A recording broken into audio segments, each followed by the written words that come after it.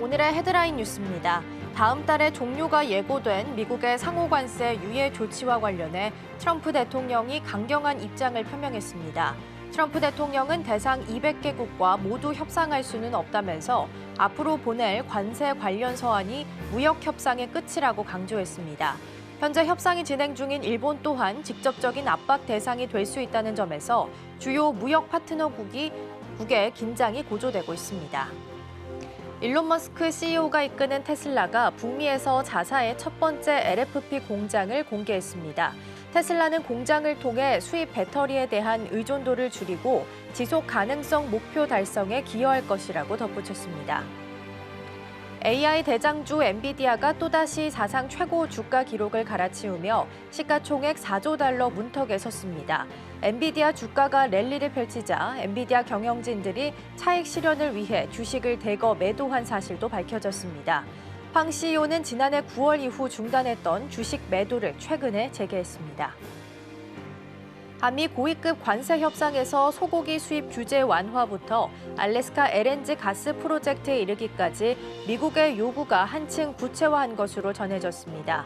미국의 상호관세 유예 시한이 7월 8일로 다가오면서 가속도가 붙은 한미 관세 협상이 내달 전략적 결단을 수반하는 중대 고비를 맞을 수 있다는 관측도 전해졌습니다. 시청자 여러분 안녕하세요. 여러분의 성공 투자를 응원합니다. 출발 증시와이드 1부 시작합니다. 진행의 이가은입니다. 지난주 금요일 뉴욕 증시는 다시 한번 상승하면서 마감하는 모습이었습니다. 베센트 재무장관이 국가들과의 무역 협상을 9월까지 마무리하겠다라고 이야기한 부분이 트리거가 됐었는데요. 다만 중간에 트럼프 대통령이 캐나다와는 무역 협상을 즉각 중단하겠다라고 이야기하면서 지수가 흔들렸고요. 다행히 저가 매수가 유입이 되면서 돌려 세우는 모습이 나타났습니다. 이런 가운데 엔비디아는 올타임 하이 신고가를 기록을 하면서 시총 4조 달러를 코앞에 둔 상황입니다. 이번 주 미국 증시는 독립기념일로 조기 폐장과 휴장이 예정되어 있습니다. 3.5일이라는 짧은 거래일 때문에 변동성이 커질 수 있다는 부분 염두하시면서 이번 주 투자 전략 세우시면 좋겠습니다. 자, 그럼 이어서 오늘 저희가 준비한 코너부터 소개해드리도록 하겠습니다. 오늘 첫 번째 코너로는 빅애플 스탁 준비되어 있습니다. 트럼프의 감세 법안이 찬성 51 그리고 반대 49로 상원을 간신히 통과했다라는 사실이 보도가 됐습니다. 이런 가운데 머스크는 미쳤다, 파괴적이다라면서 맹비난을 펼쳤는데요. 관련된 내용 잠시 후에 점검해 보도록 하겠고요. 오늘 두 번째 코너로는 넥스트 트레이딩 준비되어 있습니다. 이전에 살펴봤던 종목이기도 한데요. LS 마린 솔루션 유상증자와 관련해서 모 회사인 LS 전선이 100% 참여하게 됐다라는 소식 전달된 바 있습니다. 이렇게 되면 투자자들에 대한 부담이 줄어들게 되면서 기대감이 높아질 수밖에 없는데요. 애프터마켓에서의 움직임 잠시 후에 함께 확인해 보시죠. 자, 그럼 출발 증시와이드 1부 본격적으로 시작해 보도록 하겠습니다.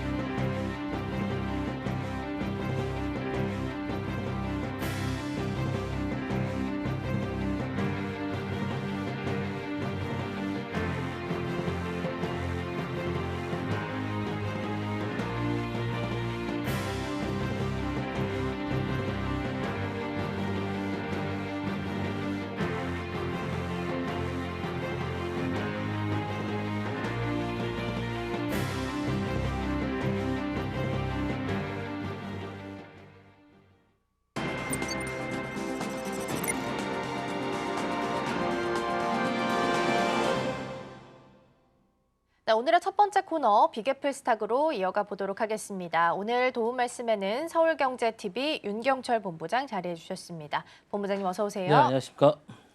네, 오늘도 6가지 경제 키워드 준비되어 있습니다. 먼저 첫 번째부터 화면을 통해서 만나보시죠. 네, 오늘의 첫 번째 키워드는 머스크 정계 복귀부터 살펴보도록 하겠습니다. 앞서서 살짝 말씀드렸던 것처럼 트럼프 대통령의 감세 법안이 상원을 간신히 통과했습니다. 찬성이 51 그리고 반대가 49표였는데요.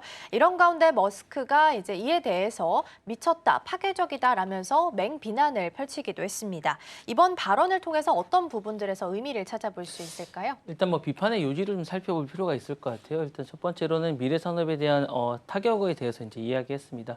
머스크 CEO는 이 법안이 이제 과거 산업에 보조금을 주는 대신에 미래 산업, 특히 이제 전기차를 주로 이제 이야기를 했는데요. 물론 태양광 풍력에 대해서 다 이제 영향이 있습니다. 심각한 타격을 주고 있다고 지적했습니다.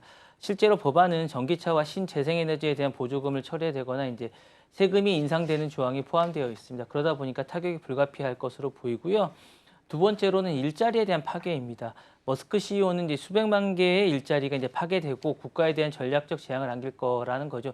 사실 이런 전기차라든가 태양광이랑 풍력 이런 분야는 사실 일자리를 많이 창출하는데 이 법안이 미래 성장의 일자리를 줄이고 그다음에 미국의 경쟁력을 악화시킬 수 있다고 이제 우려했습니다. 그러다 보니까 마지막으로는 이제 재정 건전성에 문제가 있을 것이라고 예정을 했습니다. 머스크 CEO는 법안이 국가 재정을 악화시키고 국가 부채를 급증시킬 수 있다고 시정했습니다. 실제로 이제 미국 예산처는 이 법안이 2034년까지 국가 부채를 약 최대 3.8조 달러까지 늘릴 것이라고 이제 추산을 했는데요. 그러다 보니까 이 법안에 대해서 이제 머스크 CEO가 자살 행위다. 상당히 이제 급진적인 발언을 했는데 여론조사에서도 이 부분에 대해서 이제 부채에 대한 축소라기보다는 이런 대한 늘어날 가능성이 우려가 있다라고 이야기하면서 법안에 대한 반발이 심합니다. 근데 이제 속내를 좀 더 들여다보면 이게 어쨌든 법안이 테슬라에게 치명적인 독소 조항이 너무 많다라는 게 아마 핵심적인 게 아닌가라서 이제 나섰다라는 생각이 좀 듭니다. 그래서 이제 나서고 싶지 않았지만 정계 복귀를 해야겠다라는 생각 한 게 아닌가라는 생각이 드는데 독소 조항 크게 세 가지라고 볼 수 있을 것 같습니다.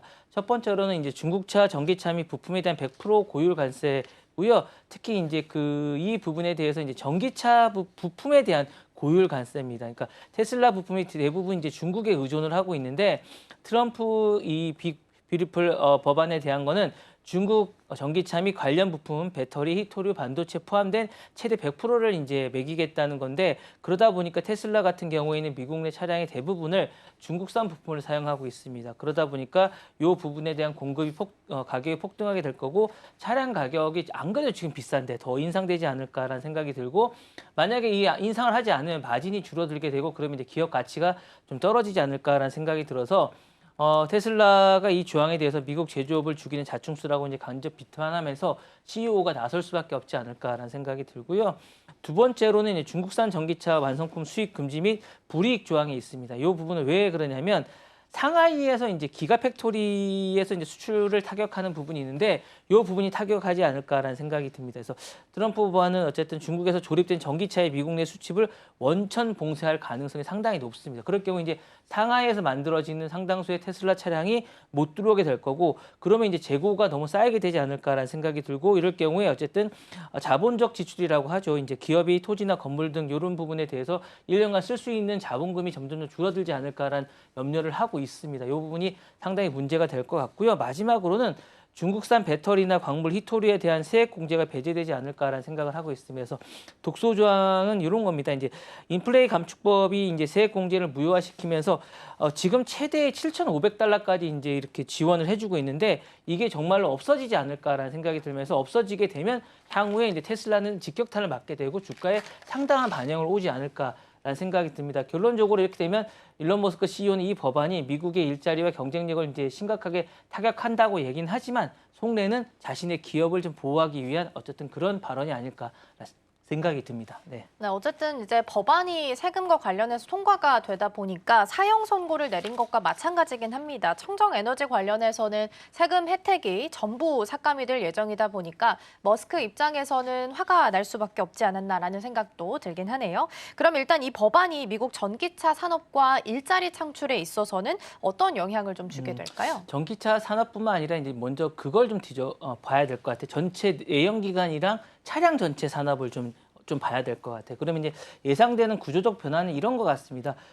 중소형 EV라고 있죠. 이런 부분에 대해서 어쨌든 상당히 타격이 있을 것 같습니다. 전기차 시장은 타격이 있을 수밖에 없을 것 같아요. 대형 전기차 기업들도 이제 생산 거점을 재조정 필요가 있고 신생 어쨌든 이런 스타트업들의 어떤 전기차들도 자금 부족으로 도산 위험이 있을 것 같습니다. 그러다 보니까 내연기관 차량들이 반사 이익을 누리게 될 것 같습니다. 상대적으로 가격 경쟁력이 상승하게 될 것 같고 SUV라든가 트럭 같은 것들이 이제 시장이 강화될 것 같습니다. 그러다 보면 이제 시장이 재편될 것 같은 생각이 들고요.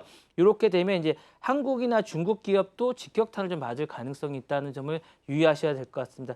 현대차나 기아차 그리고 비아디 등 중국산 부품을 우리도 이제 사용을 하는 부분이 좀 있을 수 있는데 이 부분에 대해서 이제 보조금을 배제한다거나 가격 상승 압박이 있습니다. 그래서 미국 내 생산 거점이 없는 부분에 대해서는 약간 조심을 할 필요가 있죠. 물론 이제 미국에서 만든 현대차도 있지만 그렇지 않은 차도 많기 때문에 이 부분에 대해서 이제 조심해야 될 부분이 있다라는 생각이 좀 들고요.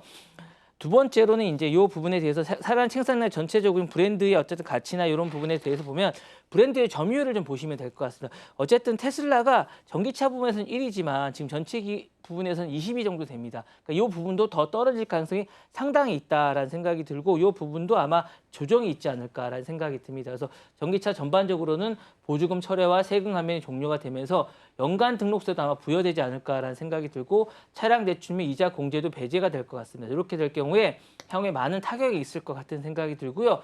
일자리 창출도 마찬가지입니다. 그래서 전기차나 청정에너지 분야는 상당히 일자리의 부가가치가 상당히 높은 분야인데 이는 청정에너지나 전기차 분야에 이제 공사자들이 부정적인 영향이 당연히 오게 되겠죠. 그래서 이 부분이 상당히 줄어들게 될 것 같고 산업 분야에 대한 전반적인 변화나 어쨌든 전반적 고용 효과도 부정적으로 나타나지 않을까라는 생각이 듭니다.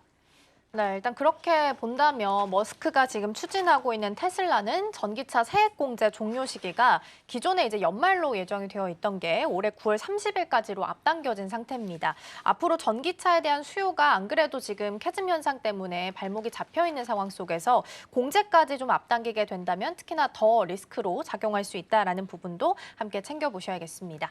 자, 첫 번째 키워드 살펴봤고요. 이어서 두 번째 키워드 함께 만나보시죠.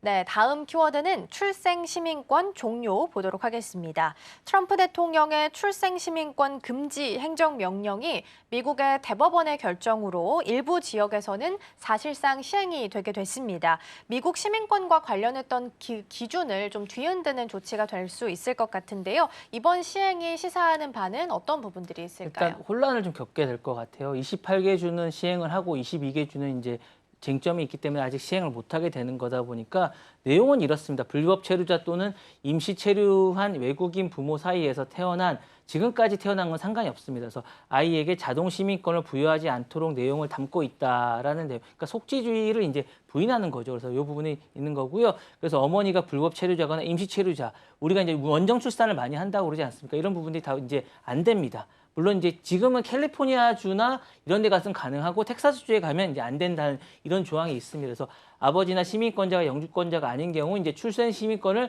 부여하지 않겠다는 게 핵심입니다. 그래서 이런 게 시사하는 건 일단 첫 번째로는 시민권 기준에 근본적인 변화가 있습니다. 그래서 원래는 이제 1868년에 만들었던 헌법 수정 14조에서 태어난 이 부분에 대해서 어쨌든 부정하는 거기 때문에 안 된다고 하는데 이 부분에 대해서 이제 미국 시민권 기준에 대해서 부모의 신분에 따라서 이제 달라질 수 있다라는 게 새롭게 생겨나게 되는 그런 게 아닌가라는 생각이 들고요.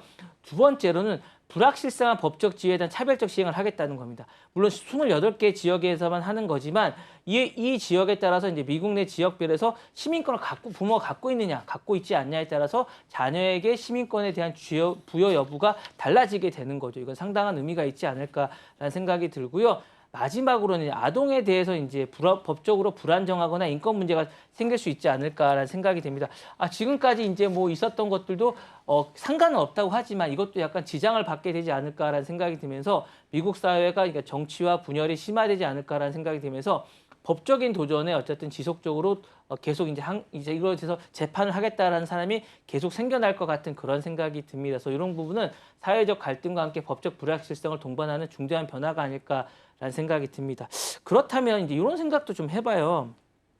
트럼프 대통령이 왜 이렇게 이런 부분을 계속 집착을 하는가? 출생 시민권을 자신이 이제 공약으로 내세웠고 사실은 이게 그냥 공약으로 멈출 줄 알았는데 왜 이걸 실시를 하는가라는 생각이 드는데 아마 내년에 있을 그 중간 선거를 상당히 많이 고려하는 것 같아서 핵심 지지층을 결집을 하고 이 부분에 대해서 이제 미국 땅에 있는 아이들을 낳으면 자동적으로 하는데 이 부분에 대해서 악용하는 걸 자신은 막겠다라고 해서 이제 앵커 베이비라고 하죠. 잠깐 머무는 베이비라는 부분인데 이 용어를 자주 사용하고 있습니다. 그래서 시민권을 얻기 위한 수단으로 아이를 낳는다는 이미지를 잠깐 이렇게 주고 있습니다. 닷을 내린다는 의미죠. 그래서 닷을 내려서 아이를 낳는 약간 약간 이런 부분을 상당히 싫어하고 실제 수치도 미미하지만 정서적 공포를 공분을 불러일으켜서 공포를 약간 야기시키는 이런 느낌인데 이런 것들을 위해서 이제 지지층을 결집해서 내년 선거에서 이기겠다는 의지를 좀 가지고 있는 것 같고요.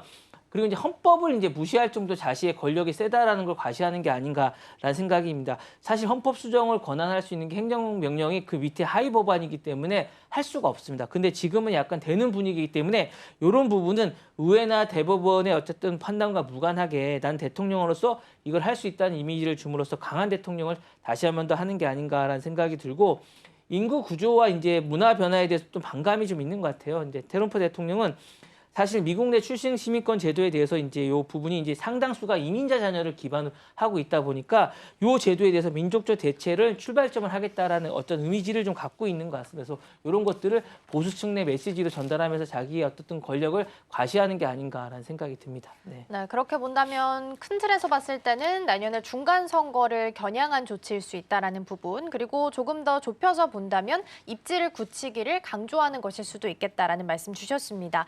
그러면 이미 가지고 있었던 일부 어린이가 자동으로 미국 시민권을 박탈하는 경우도 생겨날 수 있는 걸까요? 아직은 그건 좀 힘들 것 같습니다. 그래서 일단은 유예 기간을 거쳐서 이제 하게 되겠다는 거고 특정 신생아에게 자동 시민권을 이제 부여가 불가능한 건데 이제 이미 갖고 있는 건 좀 불가능하고 이제 이로 인해서 이제 상실할 수 있다는 부분은 이제 향후에 쟁점이 될 수 있는 부분이기 때문에 좀 더 지켜봐야 될 것 같고요.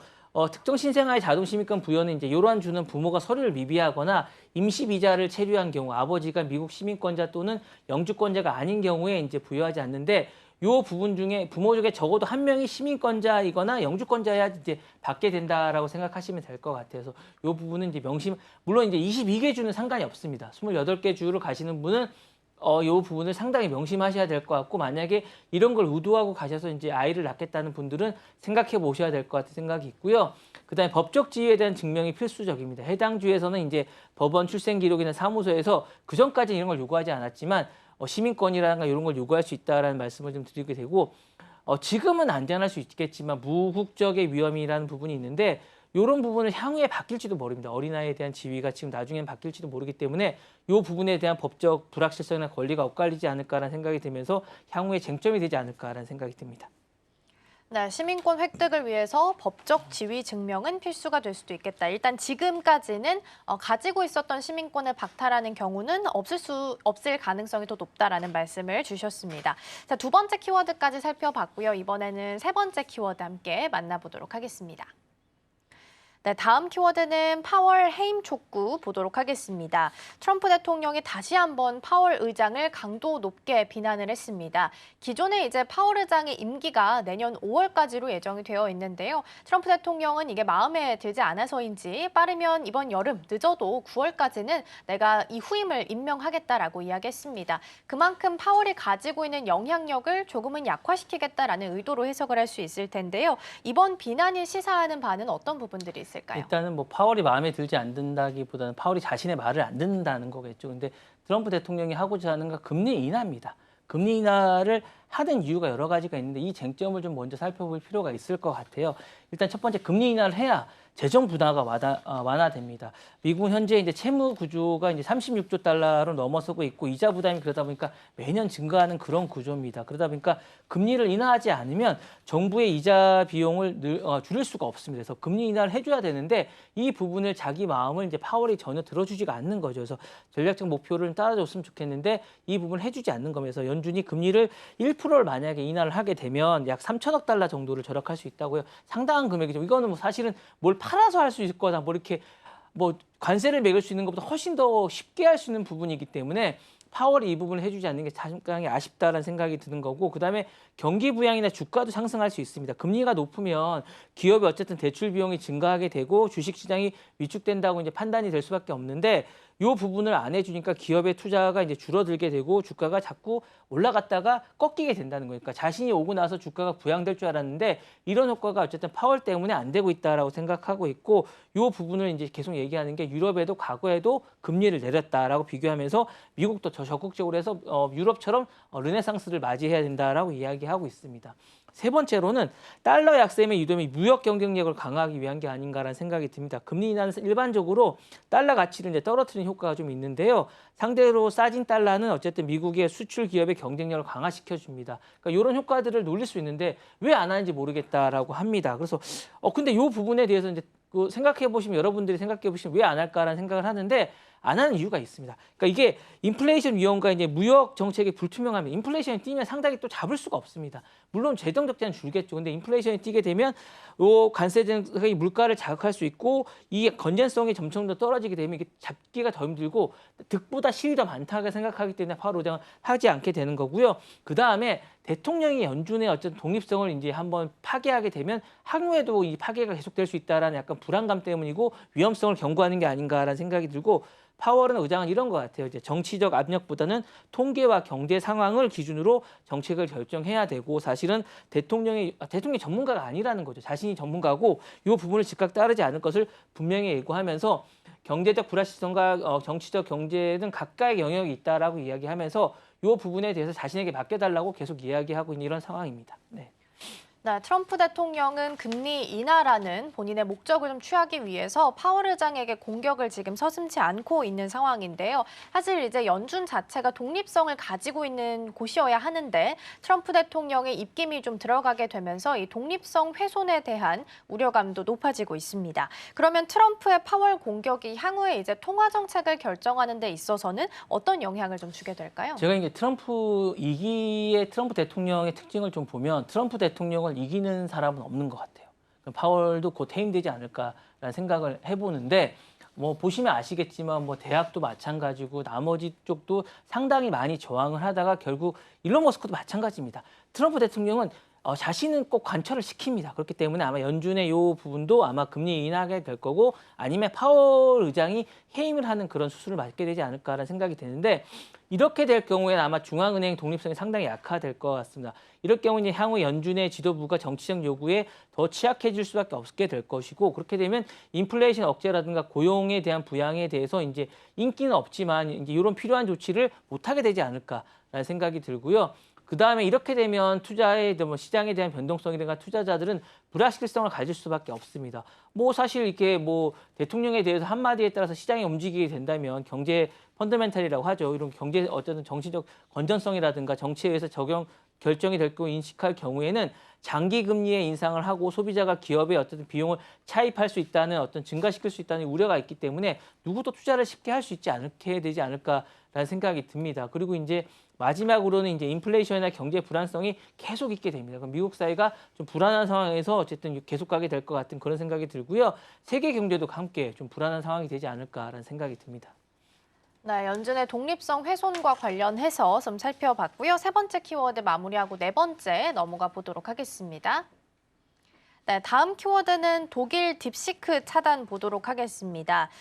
딥시크가 유럽 개인정보 보호 규정을 위반했다라는 이유로 지금 독일 규제 당국으로부터 강력한 조치를 받은 것으로 확인되고 있습니다. 그래서 애플과 구글도 앱스토어에서 이 딥시크를 삭제할지를 두고 검토에 들어갔다라고 하는데요. 이번 조치가 시사하는 바는 어떤 부분들이 있을까요? 사실 이제 미국에서 얼마 전에 제가 말씀드린 미국에 의해서 독일까지 이렇게 계속 이제 딥시크가 어쨌든 의심을 받게 되는 건데 이건 기술력이나 AI 품질의 문제가 아니라 정치, 안보, 데이터, 주권의 문제가 결합된 복합적인 어쨌든 구조 때문이 아닌가라는 생각이 드는데요. 첫 번째로 이런 것 같아요. 그러니까 두 나라에서 이제 의심을 받는 건 여러 가지 시사점이 좀 있는데 국가 안보의 프레임이 좀 있다라는 생각이 듭니다. 중국산 AI는 디폴트로 그냥 중국산이라 그러면 AI는 의심의 대상이 되는 게 아닌가라는 생각이 듭니다. 그래서 최근에 어쨌든 서방 국가 텐센트 이게 사실은 텐센트 산하의 이제 사기업이죠. 이제 텐센트 산하의 AI 스타트업이다 보니까 바이두나 이런 다른 기업에 비해서 오픈 소스에 대해서 전면적으로 내세우는 전략을 펼치는 것과 약간 다른 전략을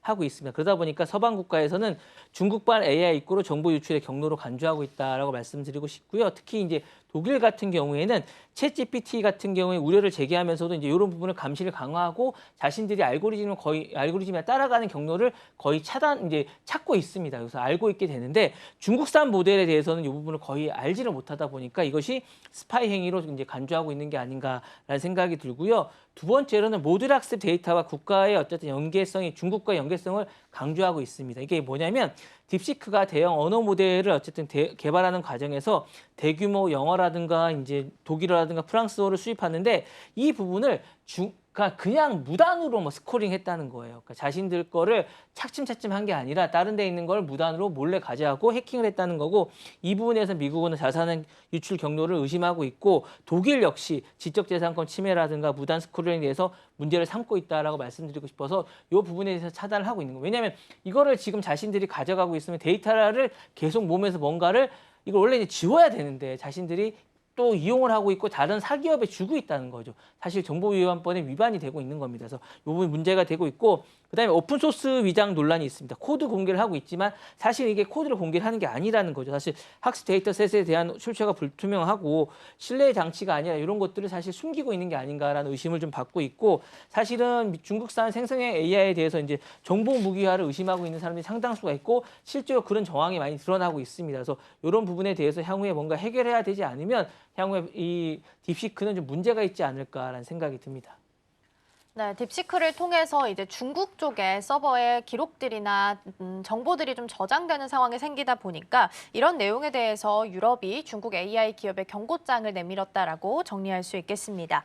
자, 그러면 독일이 이렇게 딥시크에 대해서 엄격하게 입장을 좀 밝히고 있는데 유럽의 중국 AI 기업에 대해서는 어떤 영향을 큰 틀에서 좀 준다라고 볼 수 있을까요? 뭐 여러 가지 있을 것 같아요. 이제 일단 중국에 대해서 아까 얘기했듯이 디폴트로 보는 것 같아요. 이게 약간 중국의 모든 자료를 다 국가에 주고 있다, 스파이 행위를 하고 있다라고 생각하는 것 같고 데이터 관행에 대해서 중국의 광범위한 접근이 적용된 데 대해서는 엄격한 요구를 하거나 차단할 가능성이 상당히 높습니다. 그러니까 딥시크뿐만 아니라 지금 다른 어떤 AI 모델에 대해서도 이걸 적용할 가능성이 상당히 높고 이거는 전 세계 미국을 중심으로 한 다른 나라들이 아마 해당되지 않을까라는 생각이 있고 EU 전체에 미칠 수 있는 잠재적 영향이 좀 있습니다. 사실은 법에 관해서는 독일이 상당히 엄격하기 때문에 이 법을 아마 적용을 하게 된다면 다른 나라에 영향을 받을 가능성이 상당히 높은데 독일이 만약에 이 규정을 이제 준수할 경우에 딥시크는 이제 독일뿐만 아니라 EU 전역에서 차단할 수 있다라고 말씀을 드리고 싶고요. 이렇게 되면 이제 강화된 감시나 규제 장벽에 부딪힐 수밖에 없고 시장 지집에서도 상당히 어려움을 겪지 않을까라는 생각이 들어서 글로벌 시장에 대해서 이제 확장력이 위축이 될 수 있을 것 같은 생각이 들고 해외 매출에 대해서 근본적으로 아마 전면 봉쇄가 되지 않을까라는 생각이 듭니다. 이 부분을 풀기 위해서는 향후에 신뢰 회복이 필수적이지 않을까라는 생각이 듭니다. 네. 네, 독일이나 유럽 전역에서 딥시크 차단에 대한 가능성이 확대되고 있다라는 키워드 살펴봤습니다. 자, 네 번째 키워드 마무리하고요. 다섯 번째 만나보겠습니다. 네, 다음 키워드는 딥페이크 금지법 살펴보도록 하겠습니다. 딥페이크 잘 알고 계시다시피 인공지능 기술이 사람의 얼굴이나 목소리를 그대로 복제해서 콘텐츠를 생성한다라고 보시면 될 것 같은데요. 덴마크 정부가 이에 좀 대응하기 위해서 세계 최초로 개인의 디지털 얼굴과 목소리에 대한 재산권을 부여하는 법안을 발의했다라고 합니다. 이번 법안이 갖는 의미는 어떤 부분들이 있을까요? 사실 덴마크가 이제 디지털 의장국이다 보니까 이걸 먼저 한 것 같은데 일단 여러 가지 핵심 법안을 좀 보실 필요가 좀 있을 것 같아요. 이제 개인의 얼굴이나 목소리나 신체에 대한 재산권을 부여한다는 게 무슨 의미냐면 이런 것 같아요. 이 부분에 대해서 어쨌든 개인의 신체의 정체성을 법적으로 보호하겠다는 거면서 만약에 AI의 딥페이크를 무단으로 이제 했을 경우에 삭제할 수 있다라고 상당히 이게 사실은 그 전에 플랫폼들이 이런 부분에서 약간 이제 자신들에 대해서 약간 뭐 얼굴을 합성해서 뭐 이상한 그림을 합성한다거나 이런 거에 대해서 잘 안 해줬는데 해당 플랫폼에 삭제하고 바로 해줘야 되는 이런 법안을 만든 겁니다. 상당히 좀 긍정적이라고 할 수 있을 것 같고요. 그다음에 플랫폼이나 책임에 대해서 처벌을 강화하겠다는 겁니다. 그 전까지는 플랫폼이 이거 책임이 없었습니다. 올린 사람이 책임이 있었는데 이 부분을 이제 삭제를 요청했는데 거부하거나 빨리 이행하지 않으면 벌금을 과다하게 매기겠다는 거서 이걸 빨리 하게 되지 않을까라는 생각이 듭니다. 그 전까지는 이게 기업이 중국에 있거나 미국에 있거나 이러면 상당히 어려움을 많이 겪었습니다. 우리나라 같은 경우에도 상당히 피해를 많이 입은 여성들도 있고 이런 사람들이 있는데 이런 부분에서 어려움이 있는데 이런 게 왜 어려움이 있냐면 해당 당사자가 이 출처를 모르고 이걸 모르면 이 과정이 너무 어려웠는데 이 부분을 해결해 주는 게 아닌가라는 생각이 들고요. 이런 부분이 있어요. 다만 패러디나 풍자는 허용한다고 합니다. 이 기준이 어디까지인지 잘 모르겠지만 이 부분을 허용한다는 부분을 명심하셔야 될 것 같고요. 법안이 갖는 의미는 이런 겁니다. 디지털의 정체성이나 보호에 대해서 새로운 기준을 마련했다는 거고 AI 기술이 계속 나오고 있는데 이 오남용이 상당히 문제가 되고 있는데 이 부분에 대해서 이제 심각한 어쨌든 문제를 해결하기 위해서 허위 정보라든가 사기, 명예훼손, 디지털 신분 도용이 상당히 문제가 되고 있죠. 이런 부분에 대해서 문제를 예방할 수 있지 않을까라는 생각이 들면서 이게 먼저 이제 덴마크가 시작이지만 이 덴마크가 사실 상징적인 게 좀 있습니다. 그러니까 이탈리아나 아일랜드가 전체적으로 디지털을 상징하는 반면에 덴마크도 이 부분에 앞서가고 있는데 이 부분에 이제 EU가 EU의 의장국이거든요. 지금 이 부분이 의장국이기 때문에 유럽 전역에 확장시키겠다는 의지가 좀 강합니다. 그래서 이 부분을 통해서 향후에 새로운 기준을 제시하겠다는 게 아닌가라는 생각이 듭니다. 네. 네, 딥페이크 방지법과 관련해서 덴마크에서 먼저 시행에 나선다라는 부분 살펴보고 있습니다.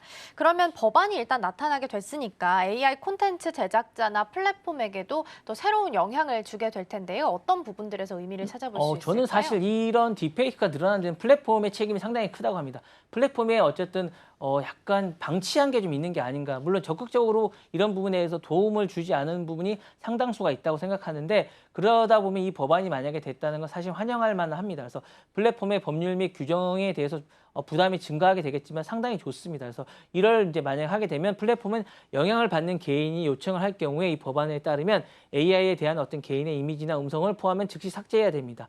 이를 위해서는 새로운 콘텐츠나 모니터링을 또 강화해야겠죠. 그러니까 이런 비용이 발생하겠지만 상당히 필요한 거였는데 그동안 안 했던 것을 해야 되지 않을까라는 생각이 들고요. 그렇게 되면 이제 적극적인 콘텐츠 검열이라든가 탐지가 좀 필요하지 않을까라는 생각. 물론 이제 이 부분에서 악용될 가능성도 있고 약간 이 권리를 침해할 가능성도 있지만 이런 부정적인 것보다는 긍정적인 효과가 훨씬 더 클 거라고 생각이 듭니다. 그리고 최근 들어서 문제가 되고 있는 AI 창의적인 상업적 이용에 대해서 미치는 영향이 좀 있을 것 같은 생각이 좀 드는데 이 부분에 대해서 어떻든 기준이 마련되지 않을까라는 생각이 듭니다. 다만 이제 아까 말씀드렸듯이 패러디라든가 풍자에 대해서는 예외적으로 하는데 이 부분도 이제 참고해 보셔야 될 것 같고요. 그리고 향후에 이제 계약 및 라이선스도 변경이 돼야 될 것 같은 생각이 좀 있습니다. 그래서 개인이 자신의 디지털 신원에 대한 강력한 법적 권리를 확보함에 따라서 이 법에 따라서 이제 플랫폼의 고용 계약이라든가 모델링이라든가 이런 약간에도 많은 변화가 있을 거니까 그러니까 여러분들이 뭐 어떻게 가입을 하실 때 이 법안에 이제 체크하는 부분이 있잖아요. 이런 부분이 이제 딥페이크 금지법도 향후에 체크가 되지 않을까라는 생각이 들면서 향후에 이런 부분들이 변화가 있을 것 같은 그런 예상이 됩니다. 네. 네, 플랫폼에게도 문제 의식을 좀 가져야 된다라는 말씀 주셨고요. 특히나 앞으로도 더욱더 좀 더 규제가 된 모니터링이 필요하다라는 말씀으로 정리할 수 있겠습니다. 자, 5번째 키워드까지 살펴봤고요. 마지막 키워드 만나보도록 하겠습니다. 네, 마지막 키워드는 메타 AI 진심 보도록 하겠습니다. 메타가 미국 내에 AI 데이터 센터를 건설하기 위해서 290억 달러, 한화로 했을 때는 약 40조 원 규모의 자금 유치에 나서게 됐습니다. 그리고 최근에는 퍼플렉시티 인수도 검토하고 있다는 이야기가 있었고 인재 영입에도 활발하게 나서고 있다는 부분 이 시간을 통해서 짚어본 바가 있었는데요.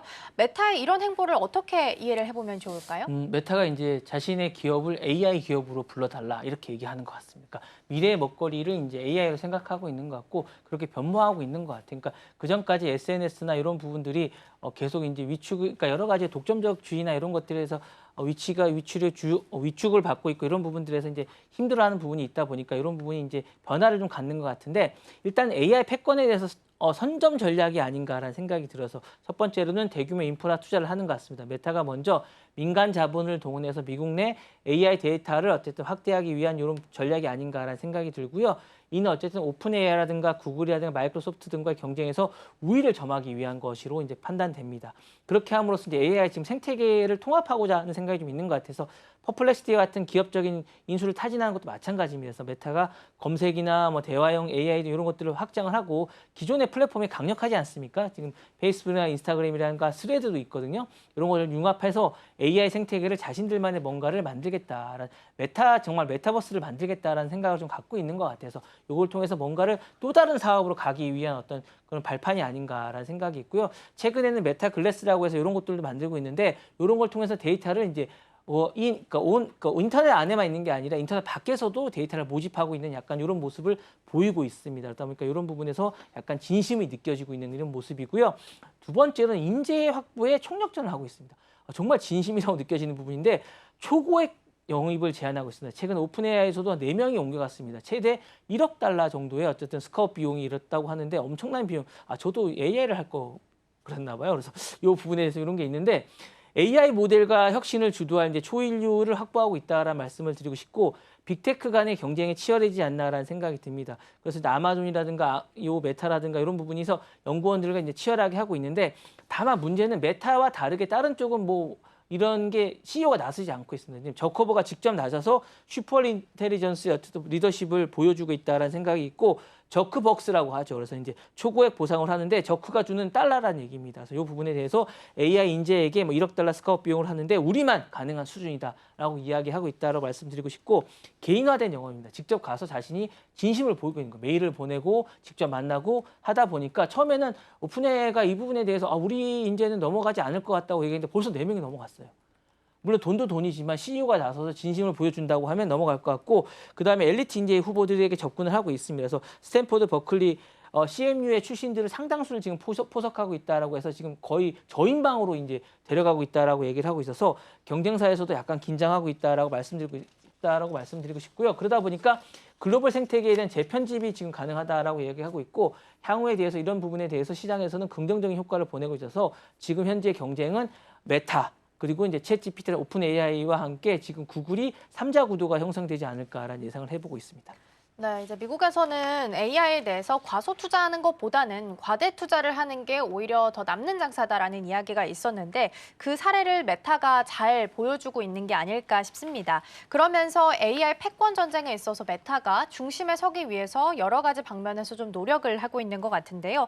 이번 투자가 당연히 다른 빅테크 기업들에게도 영향을 줄 수밖에 없을 것 같습니다. 글로벌 경쟁에 있어서는 어떤 영향을 주게 될까요? 말씀하신 대로 이제 경쟁이 격화되겠죠. 일단은 여러 가지 계산된 패권이 두 가지가 있습니다. 제가 볼 때 소프트웨어 쪽인 거는 이제 인력이나 이런 부분이 있을 것 같고 하드웨어 쪽인 것도 이제 강력해지지 않을까라는 생각이 듭니다. 그래서 메타가 최근에 290억 달러 정도로 이제 민간 투자 260억 달러, 지분 30억 달러로 초대형 AI 건설에 집중을 합니다. 그래서 이런 부분에 컴퓨팅이 할 것 같고 그다음에 GPU를 대신할 마이크로 칩들도 이제 많이 만들고 있습니다. 이번에도 오늘도 발표됐던 걸 보면 구글이 자체 칩을 개발해서 이제 상당수를 이제 효과를 보고 있다라고 이야기를 하고 있는데 이런 부분들에 대한 인프라 경쟁이 상당히 격화되지 않을까라는 생각이 들고요. 두 번째로는 안에 있는 부분입니다. 그러니까 쉘이 이렇게 됐으면 이제 안에 있는 펄 부분도 상당히 많은 변화가 있을 것 같은데 인재 전쟁에서 극한 게 치닫지 않을까라는 생각이 듭니다. 아까 저크버벅스라고 말씀드렸던 이런 1억 달러 이상의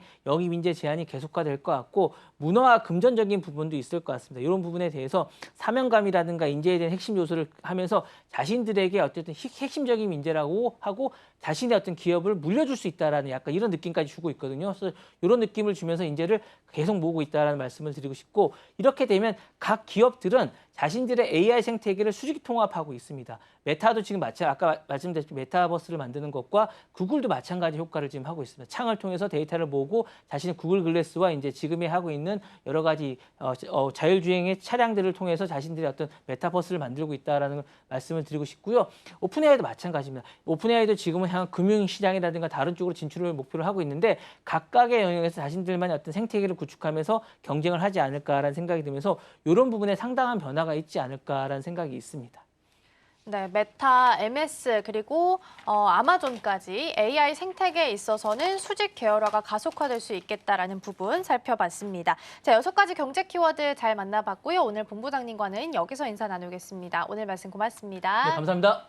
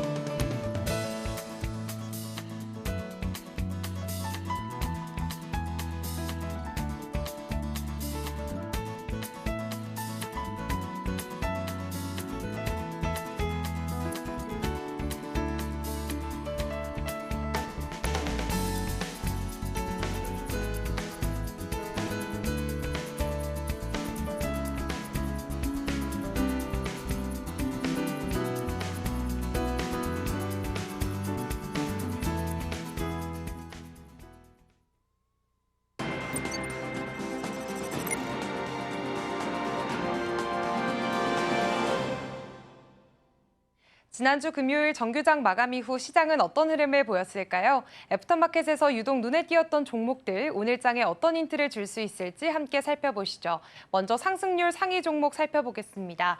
1위로는 신풍제약이 18%대 급등세 나타내면서 차지를 하고 있고요.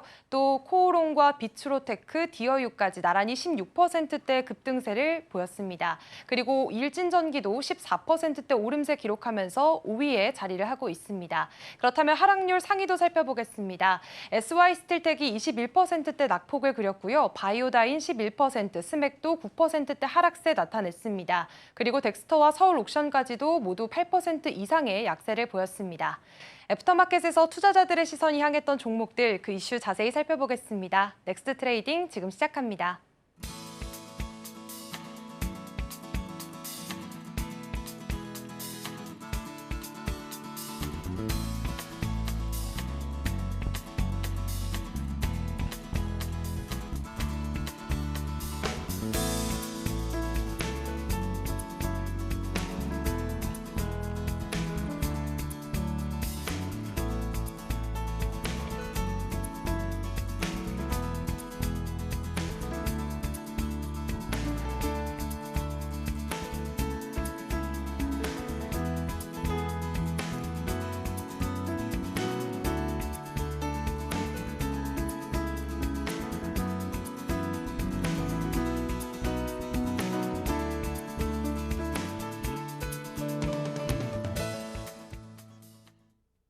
네, 계속해서 넥스트 트레이딩으로 이어가 보도록 하겠습니다. 오늘 첫 번째 종목으로는 디어유부터 살펴보겠습니다.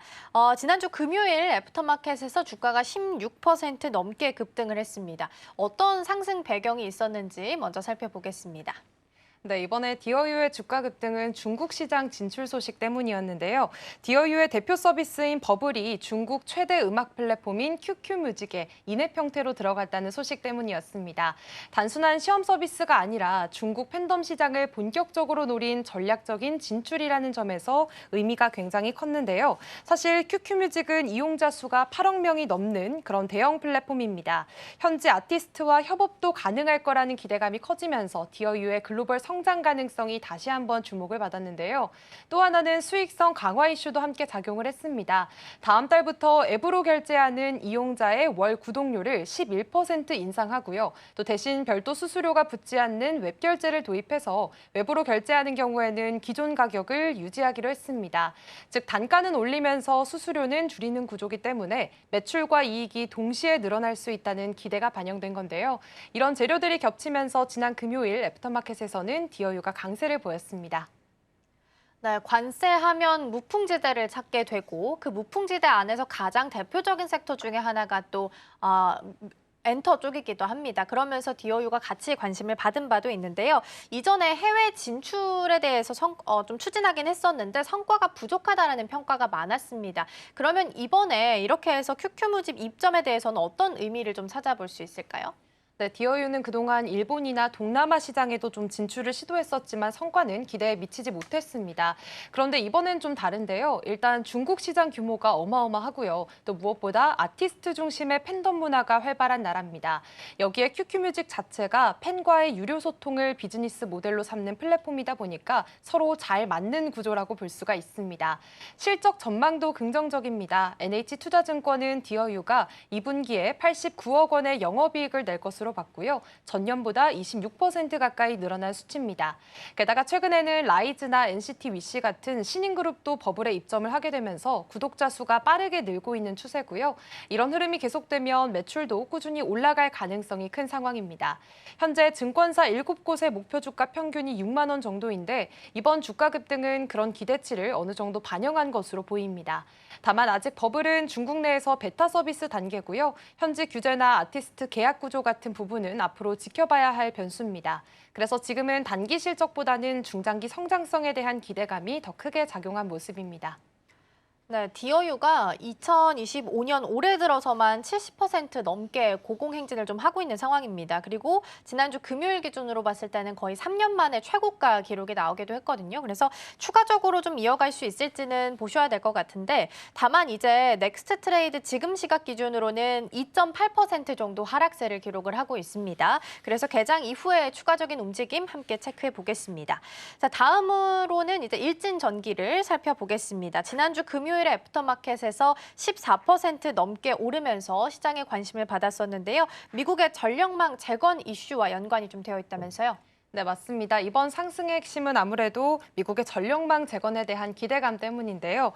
최근 미국을 중심으로 노후 전력 인프라를 전면 교체하는 작업이 본격화되고 있습니다. 이런 흐름 속에서 전선을 공급하는 기업들이 주목을 받고 있는 건데요. 특히 미국 에너지부는 2030년까지 약 400조 원 규모의 예산을 투입해서 송배전망을 새로 깔고 스마트 그리드 구축에도 나서겠다고 밝혔습니다. 이 안에는 대형 송전선 교체부터 해서 변압기 개선까지 포함이 돼 있고요. 당연히 전선을 공급할 업체들에게는 큰 수혜가 기대되는 상황입니다. 일진전기는 초고압부터 중저압까지 다양한 전선 제품군을 갖추고 있습니다. 또 미국 수출의 필수인 UL 인증 제품도 이미 보유를 하고 있어서 실제로 수주 가능성이 높은 기업으로 평가를 받고 있습니다. 이런 기술력과 수출 경쟁력이 부각이 되면서 애프터마켓에서 매수세가 집중된 것으로 보입니다. 네, 그리고 이제 지난주 금요일에는 골드만삭스에서 구리값과 관련된 이야기를 내놓기도 했습니다. 8월 되면 톤당 $10,000를 돌파할 수 있을 것이다 라는 전망을 내놓게 되면서 보통 이제 구리값이 올라가면 전선 관련주들이 수혜를 받을 거다라는 내러티브가 형성이 되면서 이 또한 같이 좀 긍정적인 작용을 받아갔습니다. 그러니까 앞으로는 전력망 투자는 계속할 거다라는 의견들이 조금 더 우세한 상황이긴 합니다. 그러면 구조적으로 봤을 때도 성장이 좀 가능할지 도 궁금하거든요. 네, 맞습니다. 이번 이슈를 단기 반등보다는 조금 더 길게 보는 시각도 나오고 있는 상황인데요. 일진전기는 미국뿐만 아니라 또 중동, 동남아, 유럽 등으로 수출 기반을 넓혀가고 있고요. 전선 외에도 ESS나 재생에너지 기반 전력망에 필요한 기술 제품들도 일부 보유하고 있다는 점이 주목을 받고 있습니다. 실적 면에서는 올해 1분기 영업이익이 전년보다 크게 늘면서 수익성 회복 흐름을 보이긴 했고요. 철강 가격이 안정되고 또 원자재 가격도 다소 하락세를 보이면서 향후 마진 구조 개선에 대한 기대도 일부 반영된 것으로 보입니다. 다만 이번 주가 급등이 실질적인 수주나 또 구체적인 계약이 동반된 건 아니기 때문에 시장에서는 실적과 수출 흐름을 좀 더 지켜봐야 한다는 의견도 있습니다. 네, 일단 일진전기 그리고 전선 관련해서는 긍정적인 모멘텀이 또 있습니다. 주말 사이 이제 트럼프 대통령이 중국과의 AI 경쟁을 가속화시키기 위해서 행정명령을 준비하고 있다라는 이야기가 나오고 있습니다. 그래서 아마 7월 23일로 정도 예상을 좀 하고 있는데 이때 액션 플랜에 대한 이야기가 나올 것으로 전망되고 있고요. 그렇다면 한 23일 정도 남은 시점부터는 다시 한번 전력 혹은 전선 관련주들이 다시 한번 시세를 좀 받을 수 있다라는 부분도 함께 좀 고려해 보시면 좋겠습니다. 지금 시각 기준으로 지금 일진전기 0.93% 정도 상승불 현재 켜져 있습니다. 자, 그럼 이어서 다음 종목 살펴보겠습니다. 이번에는 LS 마린솔루션 볼 거고요. 애프터마켓에서는 8%대 강세를 보였습니다. 상승 배경부터 살펴보시죠. 네, LS 마린솔루션의 주가가 크게 오른 이유는 두 가지가 있습니다. 첫 번째는 모 회사인 LS 전선이 유상증자에 전액 참여하기로 했다는 소식인데요. LS 마린솔루션은 요즘 대형 해저 케이블 포설선을 새로 만들기 위해서 약 4,300억 원 규모의 유상증자를 추진 중이었습니다. 그런데 지난주 금요일에 LS 전선이 배정된 물량 100%를 청약하겠다고 공시를 한 겁니다. 그동안 자금 부담 때문에 LS 전선이 전액 참여를 할 수 있을까 하는 얘기가 많았는데 이번 결정으로 인해서 계열사 지원 의지가 명확하게 드러났고요. LS 마린솔루션에 대한 신뢰도도 높아졌다는 평가가 나왔습니다. 두 번째 이슈는 자코 프로젝트라고 불리는 한일 해저 통신망 사업인데요. 여기에 LS 전선과 LS 마린솔루션이 함께 참여를 합니다. 마이크로소프트와 아마존 같은 글로벌 기업이 주도하는 프로젝트고요. 부산과 후쿠오카 사이에 해저 광 케이블을 설치하는 대형 통신 인프라 사업입니다. 여기서 LS 마린솔루션은 실제로 해저 시공을 맡게 되는데요. 이런 글로벌 프로젝트에 이름을 올리게 되면서 성장 기대감이 더해진 것으로 해석이 됩니다. 네, 이전에 한번 살펴봤던 내용이기는 한데요. LS 마린 솔루션과 관련해서 유증을 모 회사가 100% 참여한다라는 소식 덕분에 일단 강세를 보였습니다. 보통 유증했을 때도 제3자 배정일 때는 호재로 작용을 하기 때문에 같은 맥락으로 좀 보시면 좋을 것 같고요. 사실 유상증자라는 게 기존 주주 입장에서 보면 부담일 수는 있겠지만 모 회사가 참여한다라는 부분에 있어서는 이런 우려감을 좀 종식시키는 내용들이 포함이 되기도 했습니다. 시장에서는 어떤 반응이 좀 나오고 있을까요? 네, 사실 4,300억 원이라는 규모 자체가 작지 않다 보니까 시장에서는 이런 유상증자에 대한 부담감을 완전히 배제하기는 어려운 분위기입니다. 실제로 LS전선이 최근 가온전선 지분 매입을 철회한 것도 일각에서는 LS 마린솔루션에 자금을 집중하려는 전략이 아니냐는 해석이 나오기도 했는데요. 다만 자금 사용처가 비교적 뚜렷하다는 점과 즉 1만 톤급의 포설선 건조라는 구체적인 투자 계획이 뒷받침되고 있기 때문에 현재로서는 시장이 성장 기반 마련 쪽에 좀 더 무게를 둔 반응을 보이고 있는 것 같습니다. 다만 유상증자라는 게 이 발행가 확정이나 또 실제 청약률 그리고 나중에 이 자금이 실질적인 성과로 이어지느냐에 따라서 앞으로 주가가 다시 민감하게 반응할 수도 있습니다. 그렇기 때문에 투자자들 입장에서는 중장기적으로 좀 지켜볼 필요가 있다라는 시각도 나오고 있습니다. 네, 일단 LS 마린 솔루션과 관련된 내용까지 살펴봤고요. 실제 투자 계획이 얼마나 이루어지게 될지 점검해 보셔야겠습니다. 자, 그럼 이번에는 하락한 종목 살펴보도록 하겠습니다. 한전기술이 5% 넘게 빠졌습니다. 친원전 기대감 속에 좀 강세를 보인 바가 있었는데 반대로 이렇게 하락했던 이유 어디에서 찾을 수 있을까요? 네, 원전 섹터 자체는 여전히 이 정책에 대한 수혜 기대감이 있는 분야인데요. 하지만 이 한전기술은 최근 미국 시장 수혜가 제한적일 수 있다라는 분석이 나오면서 투자 심리가 좀 꺾였습니다. NH투자증권 보고서에 따르면 한전기술이 개발 중인 국내형 SMR의 글로벌 경쟁력이 다소 떨어진다는 지적이 나왔고요. 미국에서는 뉴스케일이나 테라파워 그리고 엑스에너지처럼 현지 기반의 강력한 경쟁자들이 이미 자리를 잡고 있는 상황입니다. 게다가 두산에너빌리티는 이 기업들과 파트너십을 맺고 있는 구조라서 수출 측면에서는 더 유리한 위치에 있다는 비교도 함께 나왔습니다. 결국 시장에서는 한전기술에 대한 기대감이 앞서 있었던 게 아니냐 하는 분위기가 퍼졌고요. 이게 매물 출회로 이어지면서 주가가 하락한 것으로 보입니다.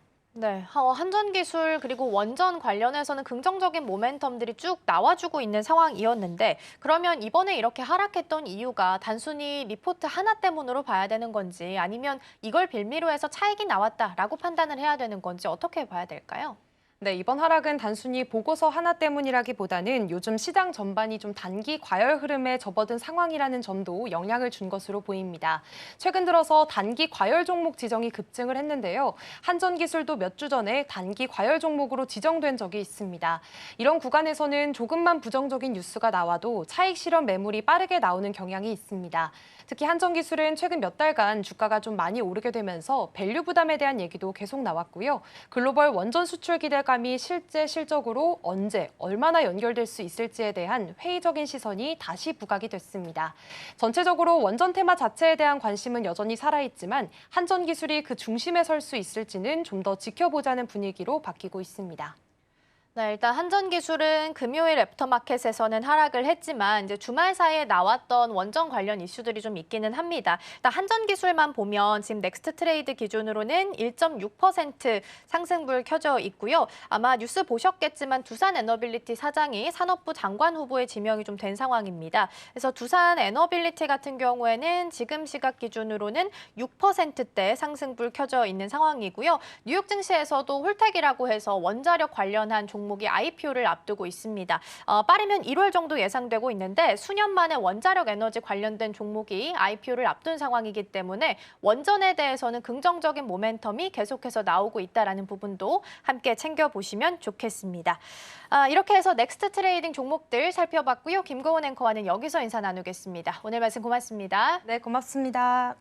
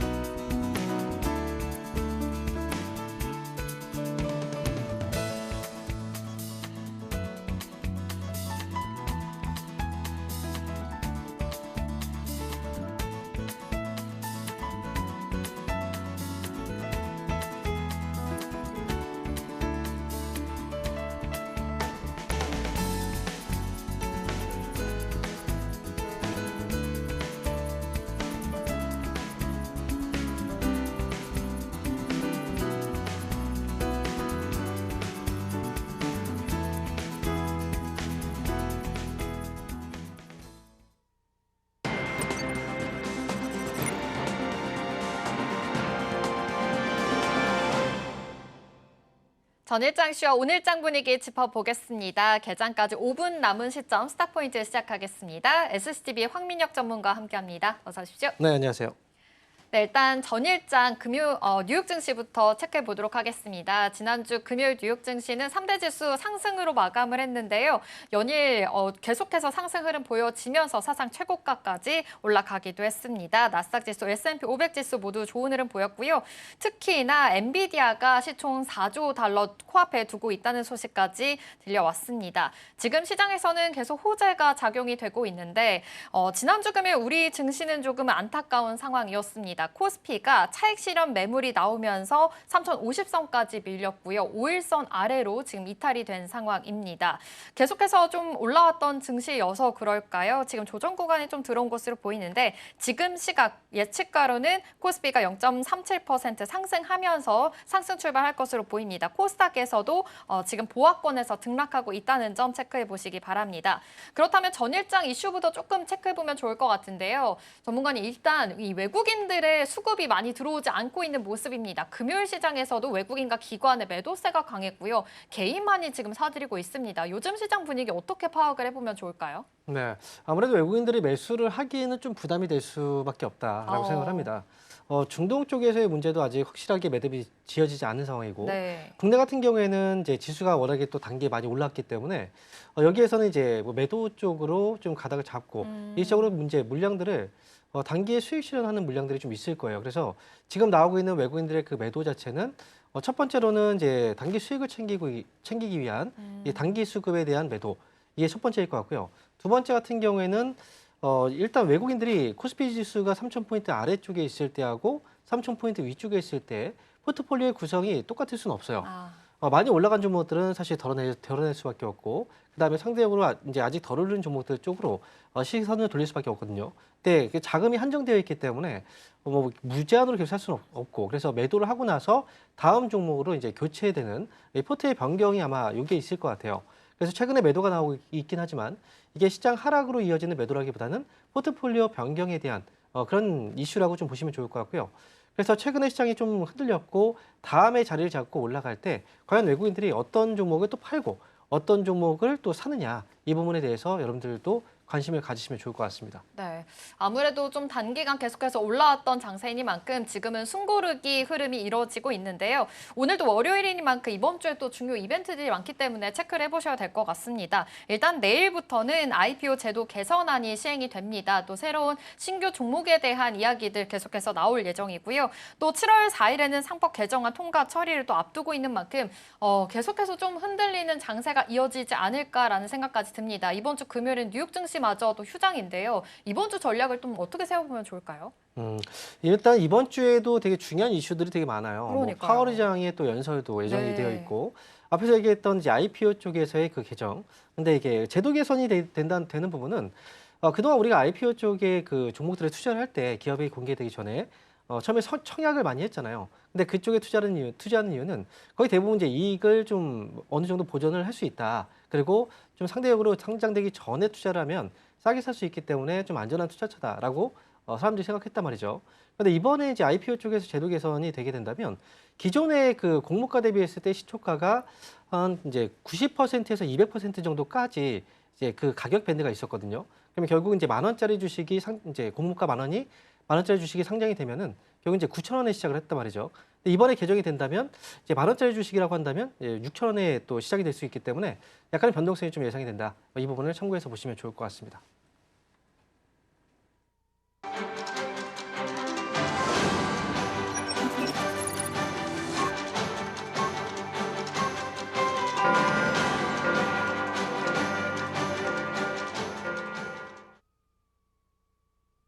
네, 6월 30일 월요일 우리 시장 개장했습니다. 일단 지난주 금요일 뉴욕 증시는 이 상호관세 유예 시한이 조금 더 연장될 수 있다라는 기대감이 있었고요. 미중 무역 협상이 좀 갈등이 봉합이 되면서 어느 정도 기대감이 좀 반영이 됐습니다. 3대 지수 상승으로 마감을 했습니다. 사상 최고가까지 올라간 나스닥 지수, S&P 500 지수도 보여주면서 엔비디아 지수 또한 그 주가 또한 굉장히 좋은 흐름 보였다라는 점까지 체크를 해보시면 좋을 것 같은데요. 지난주 금요일 우리 증시 증시는 조금은 숨고르기 하는 모습이었습니다. 특히나 코스피에서는 5일선을 이탈하면서 마감을 했는데요. 3,050선을 조금은 밀려났다라는 점까지 체크를 해보시면 좋을 것 같습니다. 하지만 오늘 우리 시장, 양시장 상승 출발했습니다. 코스피가 0.69% 상승하면서 3,077포인트 선 지나가고 있고요. 코스닥에서도 0.25% 상승하면서 738포인트 선 지나가고 있다는 점 체크해 보시면 좋을 것 같습니다. 그렇다면 시가총액 상위 종목의 흐름들도 체크해 보겠습니다. 먼저 코스피 살펴보겠습니다. 네, 삼성전자와 SK하이닉스 반도체 투토 오늘 좋은 흐름 보여지고 있는데요. 지난주 금요일이었죠. SK하이닉스가 5거래일 만에 하락으로 전환을 하면서 조금은 불안정한 모습이었는데 오늘은 다시 상승으로 올라와줬습니다. 0.88% 상승하면서 28만 7천 원 선 지나고 있다는 점 체크해 주시죠.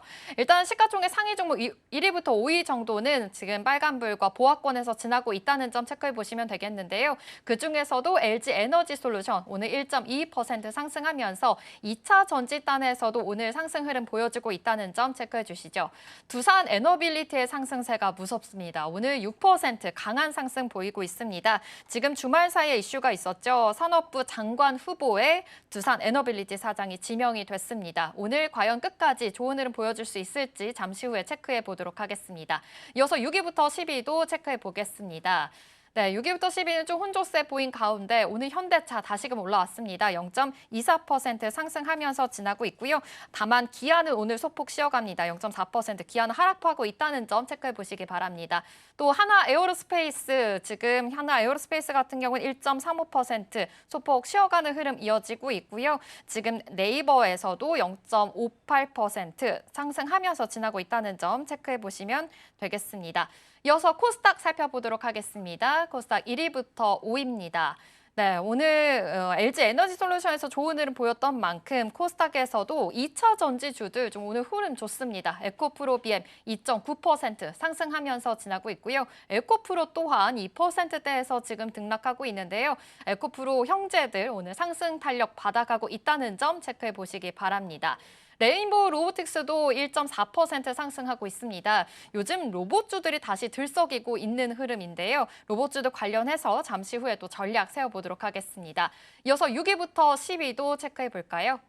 네, 6위부터 10위 살펴보도록 하겠습니다. 전반적으로 좀 하락하는 흐름 보여지고 있는데요. 오늘 반도체 관련해서, 바이오 관련해서 좀 쉬어가고 있습니다. 지금 파마리서치 0.62%, 휴젤 또한 0.14% 하락하고 있고요. 리가캠 바이오도 1.5%대 좀 쉬어가고 있습니다. 하지만 오늘 펩트론이 강한 하락을 보여지고 있습니다. 12%좀 급락을 하고 있다는 점 체크해 보시면서 오늘의 전략 포인트 잘 세워보시면 좋을 것 같습니다.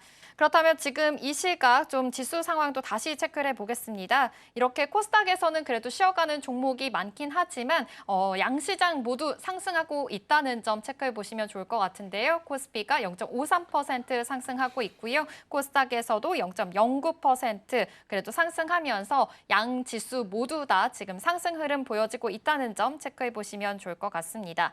그렇다면 지금 현재 어떤 상황인지 테마별로도 좀 정리를 해보겠습니다. 일단 반도체 흐름도 체크해 보도록 하겠습니다. 지금 삼성전자와 SK하이닉스의 흐름은 좀 엇갈리고 있습니다. 반도체 같은 경우에는 삼성전자가 0.16% 쉬어가면서 잠시 후에 좀 이 점도 체크를 해보도록 하겠고요. SK하이닉스 6거래일 연속으로 상승했다가 금요일 시장에 잠깐 쉬어갔었는데 오늘 다시 올라와 주고 있습니다. 1.5% 상승하면서 지나고 있고요. 다만 한미반도체나 리노공업, 이스페타시스 같은 경우에는 오늘 숨고르기 장세가 이어지고 있다는 점까지 체크해 보시기 바랍니다. 그럼 다음 섹터도 체크해 보겠습니다. 원전 쪽 알아보겠습니다.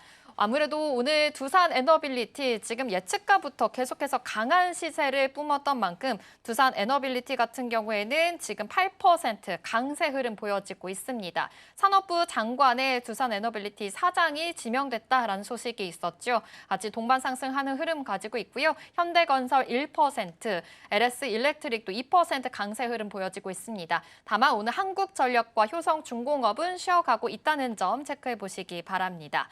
이어서 로봇주도 한번 체크를 해볼까요? 계속해서 요즘 로봇주들도 들썩이고 있는 흐름입니다. 레인보우 로보틱스 0.7% 상승하고 있고요. 두산 로보틱스가 오늘 강합니다. 5% 강세 흐름 이어지고 있고요. 대한전선에서도 3.4% 좋은 흐름 보여지고 있습니다. 다만 현대모비스와 SK텔레콤은 다소 쉬어가고 있다는 점까지 체크해 주시죠. 이어서 남북 경협주도 체크해 보려고 합니다. 지금 주말 사이에 트럼프 대통령이 이 북한 간의 갈등을 해결할 것이다라는 이슈가 있었기 때문입니다. 지금 현대 엘리베이터 같은 경우는 1.6% 강세 흐름 보여지고 있고요. 현대건설도 1% 강세 흐름 이어지고 있습니다. 오늘 관련해서 지금 남북 경협 관련주들도 지금 들썩이고 있는 흐름 체크해 볼 수가 있으니까요. 잠시 후에 자세한 전략들도 체크해 보겠습니다. 지금 양시장, 코스피 코스닥 양시장 모두 상승하고 있다는 점 체크해 주시고요. 수급만 마지막으로 체크해 보도록 하겠습니다. 수급이 지금 오늘도 코스피 코스닥 양시장에서는 매도우위 보여지고 있습니다. 기관에서만 코스피가 지금 매수우위 보이고 있다는 체크가 되는데요. 그래도 외국인이 오늘 선물 시장에서는 매수 포지션 가지고 있습니다. 이 점까지 체크해 보시면 좋을 것 같습니다. 전문가님 지금 상황을 한번 쭉 읊어드리긴 했지만 지금 외국인들의 매수세가 그렇게 강하게 들어오고 있지는 않는 모습입니다. 지금 반도체 투톱의 흐름도 다른 모습인데 지금 시장, 오늘 월요일 시장 어떻게 파악하고 계실까요? 일단 올라가고 있긴 하지만 네. 여전히 약간 좀 불안정하게 올라가고 그러니까요. 있다라고 볼 수가 있어요. 외국인들의 매도가 지금 나오고 있고 오늘 아침에서의 그 매도 금액은 사실 많지는 않습니다. 300억 정도의 현재 매도가 잡혀 있는데 네. 이 정도의 매도는 사실 매수 쪽으로 돌리기에는 금방이거든요. 그래서 오늘 아침에 외국인들은 약간 지금 조심스러운 모습을 좀 보여주고 있고 하지만 보통 월요일장의 경우에는 오전장은 보통 매도가 좀 나오는 경우들이 많이 있어요. 그래서 오늘은 외국인들의 매도가 굉장히 좀 강하게 압박으로 작용하고 있는 건 아니기 때문에 그래서 외국인들의 매도가 이제 월요일장의 분위기 안에서 일단 매도가 나오고 있다라고 이제 판단이 되고요. 중요한 건 이제 오후장에 과연 이제 이 매도를 이어가느냐 아니면 매도를 좀 매수 쪽으로 좀 돌려내느냐 이 부분이 중요할 것 같습니다. 그래서 지금은 외국인들의 매도가 나오는 것 자체에 대해서 너무 이제 중요하게 생각하기보다는 외국인들이 파는데 이 안에서 어떤 업종들은 또 사고 있는가 이 부분을 또 투자 포인트로 맞추시면 좋을 것 같아요. 앞에서도 얘기했지만 지금 외국인들이 매도하고 있는 게 시장이 하락을 유도하는 그런 매도 또는 하락이 나올 것 같아서 매도하는 그런 흐름은 아니거든요. 그렇기 때문에 외국인들이 지금 매도를 하고 있는 이유는 이제 포트의 재점검 차원에서 매도를 한다면 매도하는 것과 그 매수하는 종목들을 구분해서 매도하는 쪽은 아무래도 좀 조심을 하고 매수하는 쪽은 이제 이 안에서 외국인들이 이쪽을 좀 좋게 보고 있구나. 그러면 이 안에서 어떤 종목들을 사봐야 될까? 그런 쪽으로 전략들을 세우신다면 지금 시장을 대응하는데 좀 좋은 대응이 되지 않을까 이렇게 말씀을 드리겠습니다. 네, 지금은 좀 포트폴리오 재정비 타임이다 보니까 조금 흔들리는 장세에 이어지지만 그래도 반도체 관련해서는 좋은 흐름 보여주고 있으니까 이 점도 체크해 보시면 좋을 것 같습니다. 또 외국인들 선물 시장에서는 지금 매수이 보이고 있다는 점까지 체크해 드리겠습니다. 먼저 반도체 투톱 좀 점검을 해보면 좋을 것 같은데요. 지난주 금요일이랑 또 흐름이 좀 다릅니다. 오늘 SK하이닉스가 1.4% 강세 흐름 보여지고 있습니다. 사실 지금 최고가를 계속해서 랠리를 보여지고 있고 30만 원까지 눈앞에 두고 있는 상황에서 SK하이닉스 지금의 흐름 불안해하지 않아도 되는지 이 점도 좀 체크를 해보면 좋을 것 같거든요. 반도체 투톱 어떻게 전략 세워보면 좋을까요? 또 이번 주에 네. 삼성전자 네. 실적 발표, 잠정 실적 발표도 있잖아요. 네, 맞아요. 네. 일단 삼성전자를 시작으로 해서 잠정 실적 발표가 이제 네. 또 시작이 됩니다. 실적 어닝 시즌이 이제 본격적으로 오픈이 되는데 특히나 이제 삼성전자 같은 경우에는 실적에 대한 의견이 좀 나뉘어 있어요. 이번에 실적이 바닥일 것이다라고 얘기하는 부분들과 그다음에 또 상대적으로 실적이 개선됐을 거다라고 보고 있는 입장들 서로 간의 의견이 좀 갈리고 있긴 하거든요. 바닥이라고 본다면 실적이 안 좋을 거라고 네. 예상하는 거고 만약에 이제 개선됐을 거라고 얘기한다면 이건 실적 좋을 거라는 거거든요. 실적에 대한 명확하게 판단이 지금은 좀 어려워요. 하지만 여기에서 공통적인 부분은 실적이 바닥이라는 부분은 지금은 안 좋지만 앞으로는 좋아질 거다라고 보는 입장이고 실적이 좀 좋아질 거다라고 한다면 결국 이제 좋아지는 시기가 지금부터다라고 얘기하는 거기 때문에 결국은 두 입장 모두 삼성전자의 앞으로의 전망은 좋게 보고 있다 이렇게 보시면 되고요. 그리고 이제 하이닉스 같은 경우에는 우리가 엔비디아의 주가를 따라갈 수밖에 없죠. 네. 엔비디아 주가가 꺾이지 않는 이상 하이닉스 주가도 이제 동반자거든요. 그래서 같이 갈 수밖에 없는 상황이에요. 그래서 하이닉스는 이제 엔비디아의 주가를 추종한다 이렇게 생각하시고 엔비디아 주가가 빠지지 않는 이상 하이닉스는 더 올라갈 가능성이 있다. 반면에 엔비디아 쪽에서의 주가 하락이 이어진다면 하이닉스의 주가가 가장 크게 떨어지겠죠. 그래서 지금으로서는 하이닉스는 주가 많이 올라온 편이긴 해요. 하지만 엔비디아가 만약에 더 질출한다면 추가 반등도 충분히 가능할 수 있다. 이렇게 보시는 게 좋을 것 같습니다. SK하이닉스는 엔비디아의 향방을 계속해서 좀 주시를 해봐야 될 것 같고, 엔비디아 요즘 뭐 사상 최고가 계속 가고 있고 시총도 4조 달러를 이제 돌파를 또 눈앞에 두고 있는 만큼 좋은 흐름 보여지고 있다는 점 체크해 주시고요. 삼성전자 잠정 실적이 앞으로 또 발표가 될 예정이니까 그래도 긍정적인 모멘텀이 좀 더 있다라는 점까지 체크를 해보시면 좋을 것 같습니다. 그렇다면 원전 이야기 좀 빼놓을 수가 없을 것 같아요. 두산 에너빌리티 살 기회를 안 주는 것 같습니다. 지금 이 시각도 9% 강세 흐름 이어지고 있는데요. 7만 원을 돌파했고요. 계속해서 잘 가고 있습니다. 이럴 때 지금 이렇게 호재까지 나오고 있는 상황인 거잖아요. 산업부 네. 장관 지명이라는. 그럼 이렇게 달리는 말에 이제라도 올라타도 괜찮을지 지금 뭐 아직까지 고민하시는 분들 많으실 것 같거든요. 어떻게 전략 세워보면 좋을까요? 저는 고민 좀 하지 않았으면 좋겠어요. 이미 지나가 버린 거예요. 그리고 우리가 보통 이제 기회를 준다라고 하는데 네. 시장에서는 그런 기회를 안 줘요. 안 줘요. 그리고 만약에 두산 에너빌리티가 주가가 많이 빠져서 모든 분들이 지금이 기회다라고 느끼는 순간 네. 그때부터가 하락이 시작이 될 수 있습니다. 네. 그러니까 두산 에너빌리티 주가가 올라가는 건 원전 쪽에 대한 기대감도 분명히 좀 있고 실적도 분명히 좀 잘 나오고 있고 그리고 거기다가 이제 산업부 장관 지명 소식도 있었고 여러 가지 호재들이 겹쳐 있어요. 그래서 주가가 좀 많이 올라간 건데 사실 두산 에너빌리티를 현재 보유하고 있는 사람들의 입장에서 한번 생각해 본다면 만약 여러분들이 지금 이 종목을 안 갖고 있지만 갖고 있다고 생각을 해보세요. 그러면 이게 언제 꺾일지 모르잖아요. 그렇기 때문에 보유하고 있는 분들도 사실은 좀 불안하고 매수를 못 하신 분들도 사실은 좀 부럽고 이런 상황이거든요. 그래서 지금은 두산 에너빌리티는 사실상 지금 이 종목을 좀 기회를 줬을 때 다시 한번 좀 사보겠다 생각하시는 분들은 주식은 되게 많아요. 지금 상장돼 있는 기업들도 많고 아직 올라갈 수 있는 종목들도 되게 많으니까요. 이 상승장에서 굳이 한 종목에 목을 메고 저는 기다리지 않았으면 좋겠다. 이렇게 말씀드리겠습니다. 그래요. 두산 에너빌리티 약간 지금 호재가 있는 상황이지만 또 너무 많이 올라온 만큼 이 종목보다는 좀 시선을 돌려서 다른 종목들 보시면 좋을 것 같다라고 했는데 그렇다면 원전 해체 쪽으로 오히려 봐도 괜찮을까요? 이쪽으로는 전략은 어떻게 생각하세요? 원전을 우리가 이제 짓는 것과 그다음에 해체하는 거 사실 원전은 많이 지어본 경험이 있지만 네. 해체 쪽은 경험이 없는 상황이에요. 그래서 명확하게 어떤 기업이 해체에 대한 그 완벽한 수혜주냐 이거는 사실은 이제 추론할 뿐이죠. 그래서 지금 원전을 짓는 기업과 해체하는 기업 어느 정도의 공통 분모가 좀 있기 때문에 관련 종목들도 역시 좋아질 거라고 이제 생각을 하겠지만 만약에 원전을 해체를 만약에 시작을 했다. 근데 만약에 원전 해체가 제대로 이루어지지 않고 뭔가 문제가 생긴다면 우리나라 원전 기술에 대한 또 이제 불안감으로 작용할 수 있거든요. 그래서 무조건적인 뭐 호재가 계속 나온다라고 생각하지 마시고요. 원전주 같은 경우에는 많이 올라간 종목들은 특히나 좀 경계를 하는 게 좀 좋다 이렇게 말씀드립니다. 원전주 쪽으로 약간 좀 보수적인 입장을 취해주신 것 같은데요. 코멘트 잘 참고해 보시면 좋을 것 같습니다. 마지막으로 지금 트럼프 대통령이 북한과의 갈등을 해결할 것이다라고 이야기하면서 다시금 북미 대화가 일어날 거라는 기대감이 지금 올라온 상황입니다. 지금 현재 아난티도 4% 강세 흐름 보여지고 있거든요. 남북 경유주 쪽으로는 전략 세워봐도 괜찮을까요? 경협주하고 전쟁 관련 종목들 있죠. 이제 전쟁 테마주와 경협주 이 종목들은 서로 이제 왔다 갔다 하면서 네. 움직이는 특성이 있는데 이게 바로 정책에 대한 기대감들이죠. 그런데 이제 트럼프 대통령이 최근에 서한을 한번 보냈었는데 그걸 거부를 당했었단 말이죠. 근데 지금 과연 이제 북한 쪽하고의 이 대화 이게 순조롭게 진행이 될까? 트럼프의 생각과도 다를 수도 있거든요. 네. 그리고 대부분 경협주 같은 경우에는 기대감으로 움직이는 종목들이 많아요. 네. 실제로 인해서 실적이 정말 좋아지고 그래서 움직이기보다는 보통 이런 식으로 움직이는 부분들이 있고 그 다음에 실제로 이제 뭐 우리가 과거에도 북한하고의 대화도 있었고 뭔가 여러 가지 이제 금강산에 대한 어떤 관광이라든지 네.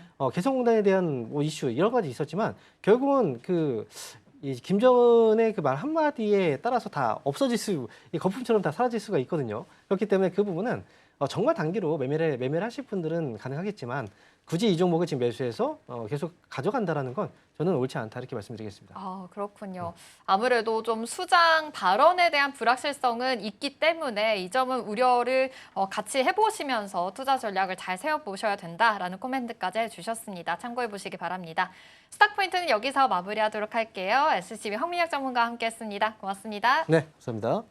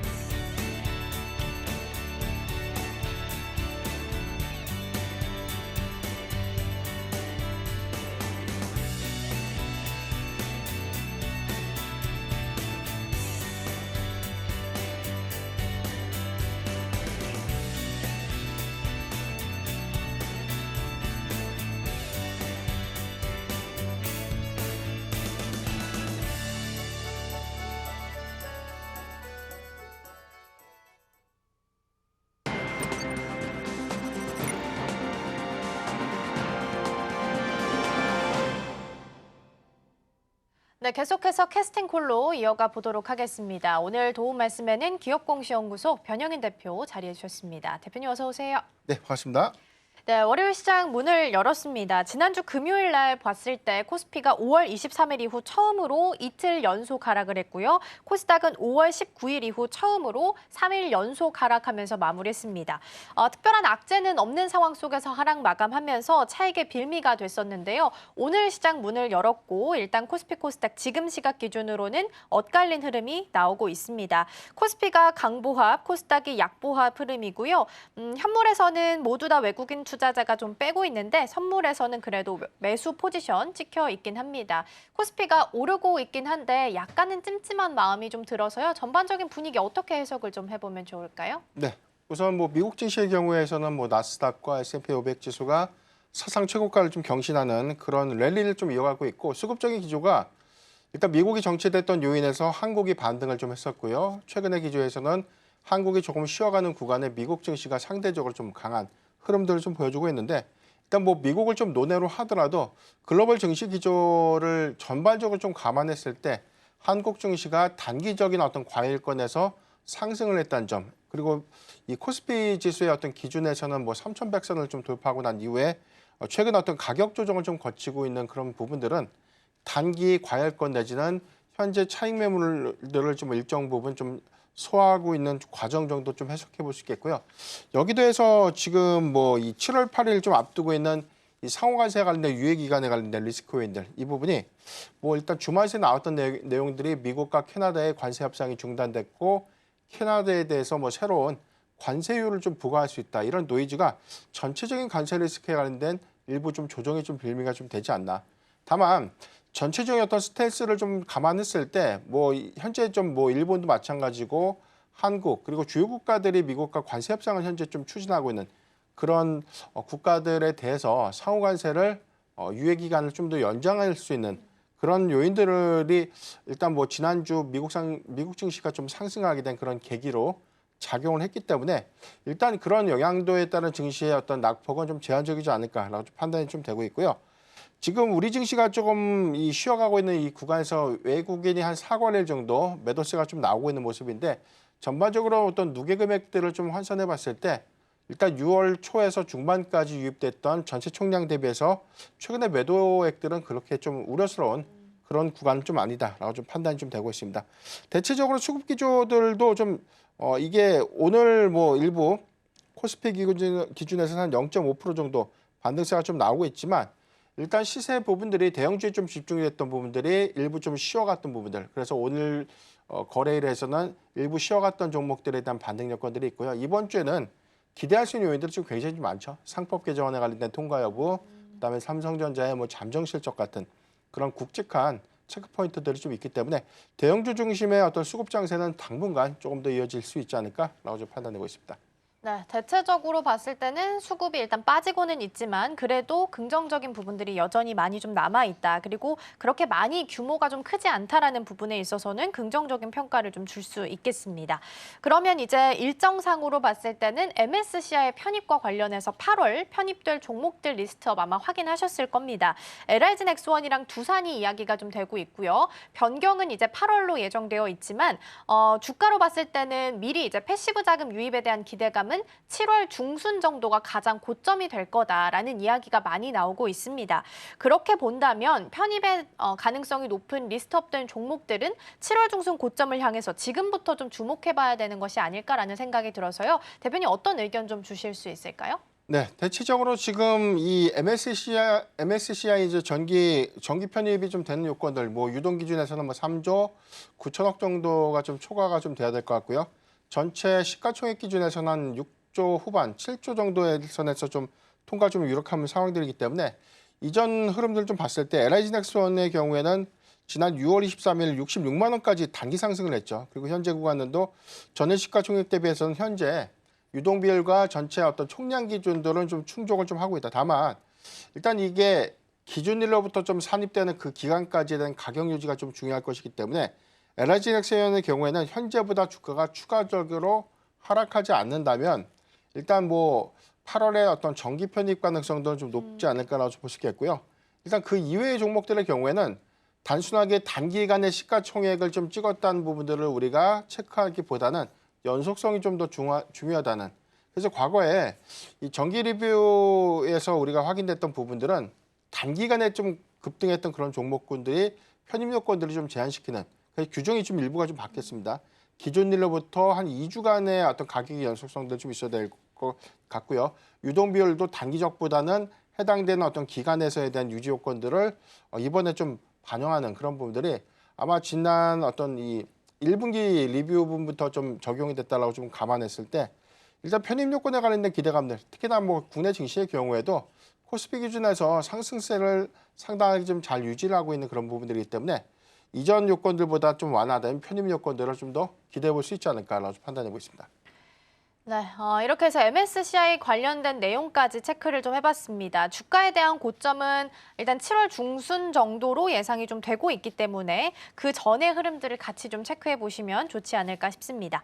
자, 그럼 이어서 오늘 주목해봐야 되는 테마들도 함께 점검을 해보도록 하겠습니다. 오늘 첫 번째 테마로는 지주사 준비되어 있습니다.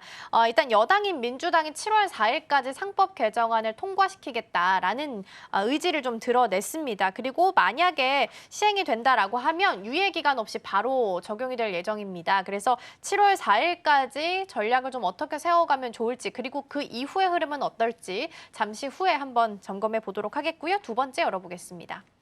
두 번째는 이제 전력 설비랑 전선 쪽 좀 엮어봤습니다. 전선으로 본다면 구리값이 올라가는 것 또한 도움이 될 겁니다. 모건 스탠리에서 8월 달에는 구리값이 톤당 $10,000까지 돌파할 것이다라는 이야기 나오고 있고요. 더불어서 이제 주말 사이에 나왔던 내용들을 좀 보면 로이터 통신에서 트럼프 대통령이 전력망 행정 명령을 준비하고 있다라는 이야기가 나오고 있습니다.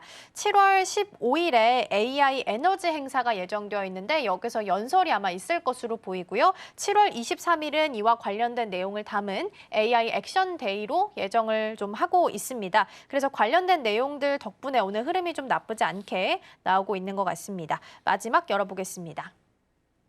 마지막은 어떤 걸 좀 담아볼까 고민을 했습니다. 일단 2차 전지도 나쁘진 않은데 SK이노베이션이 가장 강하고요. 오늘 하반기 실적 기대감 담은 리포트 영향이 좀 있는 것 같습니다. 더불어서 이제 로봇이나 남북 경협 쪽도 강세를 좀 보이긴 하는데 이쪽도 좀 살펴본 바가 있어서 일단은 제외를 시켰습니다. 그리고 남북 경협은 단독 뉴스긴 합니다만 북한 쪽에서 대남 단절을 의미하는 방벽이나 철책과 관련해서 작업을 재개하겠다라는 내용을 유엔사에 통보했다라는 내용이 있습니다. 참고해 보시면 좋을 것 같고요. 그래서 반도체 관련된 내용들 보면 일단 7월 초에 삼성전자 잠정 실적 예정된 부분이 있고 JNTC 관련해서는 유리기판 시제품 이야기도 있어서 시간 허락하면 같이 점검해 보도록 하겠습니다.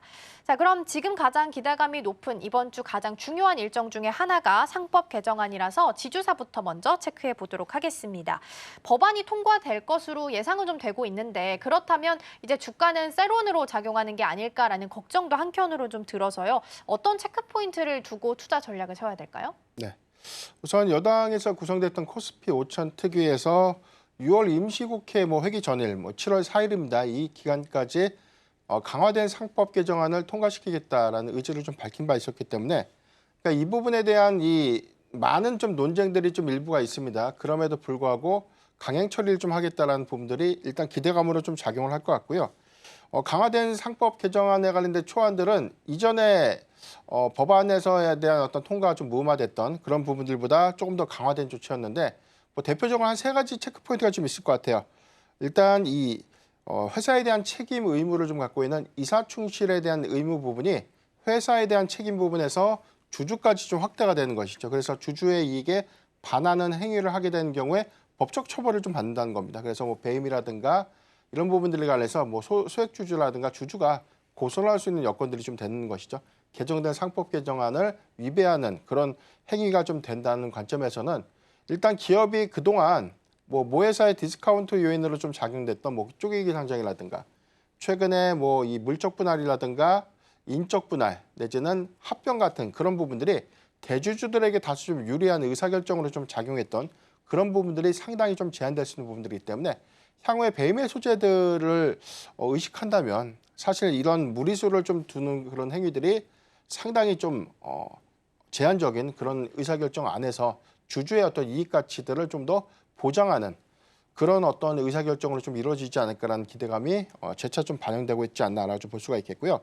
두 번째는 전자주총 도입이라든가 이 집중투표제 도입이라고 하는데 전자주총이라는 것은 우리가 현재 주주총회는 물론 의결권을 온라인으로 행사하는 경우도 있지만 이게 법으로 강제되는 것은 아니죠. 그래서 대부분의 주주총회는 주주가 직접 의결권을 위임해서 참석을 하든지 아니면 본인이 직접 이제 주총장이 좀 참석을 해야 되는데 우리가 가만히 보면 사실 우리가 일상생활을 하는데 휴가를 내고 주총을 좀 갈 수는 없는 것이죠. 그럼요. 그래서 이런 부분들이 상당히 의결권에 대한 제한 효과들이 대주주들에게 상당히 좀 유리한 그런 흐름들이 만약에 이 전자주총을 좀 실질적으로 좀 도입하는 것들이 의무화가 된다면 쉽게 온라인에서 투표를 하게 될 경우에 소액주주들, 소수주주권들에 대한 침해 행위에 관련된 대주주의 어떤 이 견제 요건들이 더욱더 좀 강화될 수 있지 않을까.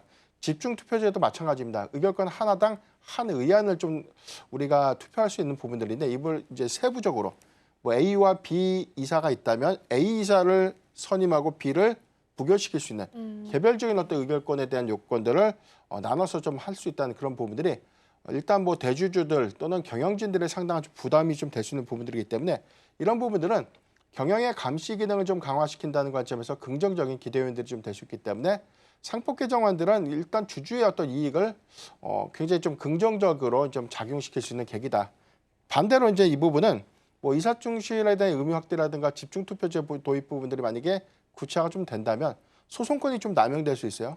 그러나 하지도 않은 것들에 대해서 계속 경영권에 관련된 어떤 혼란이라든가 압박을 주기 위해서 배임행위에 관련된 고소를 계속 남발할 수가 있다는 점. 두 번째는 집중투표제에 관련돼서는 적대적 M&A 세력들이 해당되는 어떤 이 개인 어떤 특정 이익을 위해서 타깃을 좀 삼아서 일단 회사를 공격하게 되면 이 부분에 대한 피해 요건들은 당연히 이제 주주들이 좀 받는 그런 부분들이기 때문에 상법 개정안에 관련된 긍정적인 측면과 부정적인 측면들을 잘 고려를 좀 해봐야 되지 않을까 좀 판단해 보겠습니다.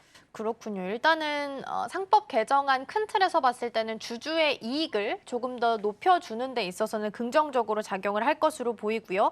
이번 주에 가장 중요한 국내 일정 중에 하나로 지금 꼽히고 있기 때문에 처리가 될지 주목해 보시면 좋겠습니다. 상법 개정안이 통과되면 당연히 기존에 이제 소외를 좀 받았던 저 PBR 관련된 종목들은 주목을 받을 수밖에 없지만 대표님 근데 마냥 저 PBR이라고 해서 긍정적으로 바라볼 수는 네. 없는 거잖아요. 그래서 투자 전략 전략을 좀 세운다면 어떻게 좀 해보면 좋을까요? 우리가 PBR이 한 배 미만인 회사들을 통상적으로 저평가 종목이다라고 이야기를 하고 있는데 그렇죠. 그렇다면 또 냉정하게 왜 그동안 PBR이 한 배 미만에서 형성은 됐을까? 이 부분을 좀 냉정하게 좀 고려를 해봐야 될 것 같은데 대체적으로 뭐 지주사라든가 금융사, 뭐 증권주들에 대한 PBR이 좀 낮았던 이유들은 사실 가치 반영이 좀 덜 된 측면도 있고 일단 지주회사의 경우에는 사업 구조를 좀 재편하는 과정 내지는 뭐 승계 구도에 관련된 어떤 이슈들 때문에 주가가 오르는 것을 냉정하게는 그렇게 좋아하지 않는다는 것이죠. 이런 부분들에 대한 의지가 좀 반영된 것들 있고요. 그다음에 두 번째 요건들은 회사가 안 좋기 때문에 PBR이 낮은 겁니다. 일단 뭐 부동산이라든가 고정자산에 대한 가치는 굉장히 좀 큰데 사업적인 어떤 실적 퍼포먼스가 너무 없다 보니까 부동산의 가치, 즉 순자산가액은 좀 높은데 매출 성과라든가 뭐 영업이익률 같은 그런 부분들이 부재한 경우에 당연히 주가 반영이 좀 이루어질 수 없는 것이죠. 그래서 두 가지의 좀 차이점이 좀 있다는 것이고요. 다만 최근에 어떤 지주사라든가 금융사, 증권사들에 대한 영업이익률이라든가 전체적인 어떤 총주주 환원율도를 좀 더 고려했을 때 상당히 이런 정책 기대감에 주가 좀 많이 상승했음에도 불구하고 현재 PBR이 한 배 초반에서 형성되고 있는 그런 종목들 내지는 한 배 미만의 종목들이 아직까지 많은 점들을 좀 더 고려를 해본다면 이번에 상법 개정안에 대한 통과 이후에 수급적인 어떤 영향도는 조금 더 연속성을 좀 보여주지 않을까. 다만 이런 부분들이 모두 다 좋다라고 좀 볼 수는 없겠고요. 일단 뭐 중요한 체크 포인트의 경우에는 일단 지배구조가 재편될 수 있는 가능성이 굉장히 좀 높은 기업들이 일단 수혜가 좀 될 수 있는 부분들인데 이 이야기가 뭐냐면 이사의 충실 의무가 확대되고 집중투표제가 의무화가 좀 된다면 회사가 그동안 이 대주주의 어떤 지배구조가 좀 취약한 그런 기업들의 경우에는 장내 매수라든가 자사주 매입 소각을 통해서 회사의 어떤 이 지배율을 조금 더 높이는 전략을 좀 취할 수 있는 가능성이 좀 높아질 수 있는 부분들이기 때문에 이런 부분들은 뭐 대주주가 장내 매수를 통해서 지분을 강화하는 부분들이 다른 부분에서는 뭐 주가 부양으로도 좀 해석할 수 있는 그런 긍정적인 좀 기대 요인들이 좀 될 것이기 때문에 일단 지배 구조가 좀 취약한 그런 지주사들 내지는 기업들의 경우에는 상법 개정안에 따른 어떤 전략들이 달라질 수 있는 점을 우리가 재차 주목을 좀 해봐야 되지 않을까. 그래서 PBR이 낮으면서 사업 가치가 높고 사업 재편 가능성이 굉장히 높은 기업 여기도 해서 지배 구조가 좀 취약한 그런 지주사들의 경우에는 오히려 상법 개정안 이후에 오히려 이 주가의 영향도 관점에서는 긍정적인 어떤 흐름을 일부는 좀 기대해 볼 수 있지 않을까라고 좀 판단해 보겠습니다. 그럼 정리를 하면 한 배 미만인 종목들 중에서 지배 구조가 약간은 취약하고 근데 사업 가치는 높고 재편에 대한 가능성 높은 종목 이렇게 세 가지 정도로 정리를 할 수 있을 것 같은데 그럼 대표님 지금 이 구간에서는 이 조건들을 다 충족시킬 수 있는 가장 탑픽 종목으로 보고 계신 종목이 있을까요? 탑픽이라고 보면 우리가 이제 승계구도 관점에서도 해석을 해보면 당연히 현대차 그룹 안에서는 현대글로비스가 사실상 지주회사는 뭐 현대모비스죠. 그런데 현대글로비스의 어떤 중간 지주사 내지는 향후에 지주사 재편 가능성 이런 부분들을 조금 더 주목해 보면 가치 반영을 좀 이룰 수 있지 않을까라는 좀 해석이 좀 되고 있고 삼성물산의 경우에는 해당된 사업부 안에서 많은 지분이죠. 은행 지분, 삼성전자, 그래서 순환출자구로 해서 굉장히 많은 사업 부분을 좀 영위하고 있기 때문에 이런 부분들에 대한 사업 경쟁력 관점에서는 향후에 삼성바이오로직스와 좀 유사한 흐름의 사업 구조 재편 가능성들이 본격화된다면 삼성물산도 굉장히 큰 주가 가치에 대한 반영을 좀 기대해 볼 수 있지 않을까. 탑픽은 여전히 좀 CJ를 좀 말씀드리고 싶은데 일단 올리브영의 이 IPO를 정말 추진할 것인가. 그다음에 굉장히 많은 이슈들이 있잖아요. 뭐 올리브영에 대한 IPO설 내지는 아니면 CJ와 직접 사업회사로서에 대한 합병을 통한 승계구도를 좀 잡는 그런 방향성. 근데 지금 IPO의 가능성들을 굉장히 좀 낮게 보는 이유는 오히려 올리브영의 CJ와에 대한 사업 부분을 합병을 통해서 오히려 CJ의 가치가 좀 더 상향되는 그런 기대 요인들을 주목해 보면 이게 현실화가 좀 되는 구간의 CJ의 어떤 이 상승 여력들은 현재 구간보다 한 40% 정도는 더 상승할 수 있는 여건을 좀 갖고 있지 않을까라고 좀 개인적으로 판단하고 있습니다. 네, 일단은 시장 안에서는 가장 많이 보고 있는 쪽 중 하나가 또 현대 쪽이긴 하죠. 현대글로비스나 현대모비스 쪽. 근데 대표님께서 뽑아주셨던 탑픽 종목은 CJ까지도 같이 좀 점검해서 보시면 좋지 않을까 싶습니다. 자, 그럼 이어서 이번에는 반도체 쪽 먼저 보도록 할게요. 오늘 반도체 같은 경우에는 외국인 순매수 2위 종목으로 삼성전자가 있고요. 외국인 순매도 1위 종목으로는 SK하이닉스가 자리하고 있습니다. 반대로 기관도 살펴보면요. 기관 순매수 1위는 삼성전자고 순매도는 지금 SK하이닉스가 자리를 하고 있습니다. 그래서 반도체 투톱 위주로 해서 좀 살펴보도록 할 텐데요. 마이크론 실적이 잘 나왔고 HBM 잘 팔았다라고 합니다. 마이크론이 이만큼 팔았다면 SK하이닉스는 더 잘 팔았겠네라는 이야기로 현재 형성이 좀 주가가 되고 있는 것 같은데요. 지금 TP가 오늘 아침에 SK하이닉스 리포트 보니까 38만 원까지 나왔더라고요. 그리고 JP모건은 36만 원. 그래서 이게 지금 진짜 가능한 시나리오인지 좀 궁금하긴 하거든요. 어떻게 보세요? 저는 불가능하진 않다라고 좀 보는데 네. 일단 수급적인 여건들 특히나 반도체 섹터가 주도주로서에 대한 수급을 좀 가져갔어야 되는데 관세 리스크가 사실상 좀 발목을 좀 잡은 셈이죠. 그러니까 관세 관련의 영향도가 이전까지만 하더라도 이 반도체 섹터의 단기적인 수급, 특히나 외인 수급이 좀 좋았는데 네. 관세 리스크가 좀 현실화가 되고 난 이후에 가격 조정을 좀 거쳤고요. 최근에 새 정부 돌입 이후에 일단 이 국내 어떤 수급 여건들이 좀 더 크게 개선됐던 요인들, 특히나 SK하이닉스의 일단 기대치가 굉장히 높아졌던 부분들이 최근에 신고가를 좀 경신하게 된 그런 배경으로 좀 작용하지 않았나라고 볼 수 있겠고 항상 좀 강조를 드리고 있습니다. 엔비디아의 실적 발표 그리고 마이크론의 실적과 연속성을 좀 가져가게 된다면 당연히 SK하이닉스에 대한 실적 눈높이도 높아져야 되는 것들이 맞죠. 지금 마이크론의 실적 발표에서 좀 확인됐던 세 가지 포인트가 있었습니다. D램이 사상 최고 매출을 했고요. 그다음에 HBM에 관련된 매출이 지난 분기 대비 50%가 좀 맞아요. 증가됐던 점. 그다음에 AI 데이터 센터형 매출이 75% 정도 성장을 하고 있다는 점. 이런 것들을 좀 감안해 보면 SK하이닉스가 현재는 사실 엔비디아의 거의 뭐 과점 형성을 좀 하고 있다는 관점에서 해석을 해봤을 때 일단 1분기보다 2분기의 실적 추정치보다 더 상향된 양호한 실적은 어느 정도 좀 달성이 좀 되지 않을까.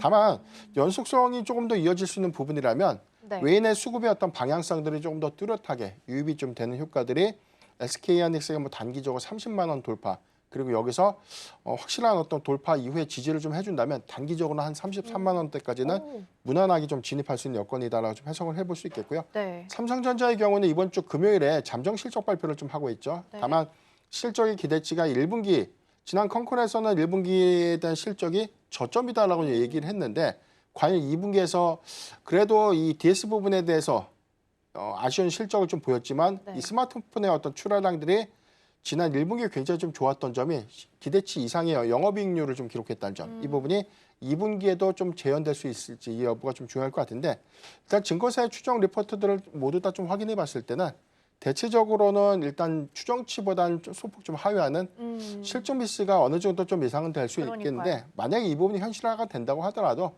크게 좀 조정을 줄 수 있는 구간은 아니다라고 볼 수 있는데 일단 이 부분은 뭐 지난 1분기와 유사한 영업이익률이 기대치를 좀 상회하는 모습들을 좀 보여준다면 삼성전자의 경우에도 단기적으로 한 62,000원대까지는 상승할 수 있는 충분한 어떤 수급 여건들을 좀 보여주지 않을까라고 좀 판단해 보겠습니다. 네. SK하이닉스는 단기적으로는 33만 원, 그리고 삼성전자도 단기적으로 본다면 62,000원까지 말씀을 좀 주셨습니다. 이번 주 금요일에 일정이 좀 있는 상황이고요. 오늘 아침 리포트 보니까 삼성전자는 2분기 아마 OP가 올해에 있어서는 가장 바닥일 것이다, 바닥 구간일 것이다라는 이야기가 좀 나오고 있어서 참고해 보시면 좋겠고요. 사실 이제 수익률 측면에서 본다면 하이닉스가 10% 정도 본다면 30만 원대 초반까지는 무난하겠지만 30만 원이 항상 또 심리적인 저항선으로 작용을 할 수 있어서 어떻게 여기를 넘겨가게 될지가 가장 중요한 포인트가 될 수 있을 것 같습니다. 그러면 이번에는 짧게 이제 유리기판 쪽도 잠깐 좀 보도록 할게요. JNTC가 유리기판 관련해서 시제품을 오늘 공개한다라는 부분이 예정이 좀 되어 있습니다.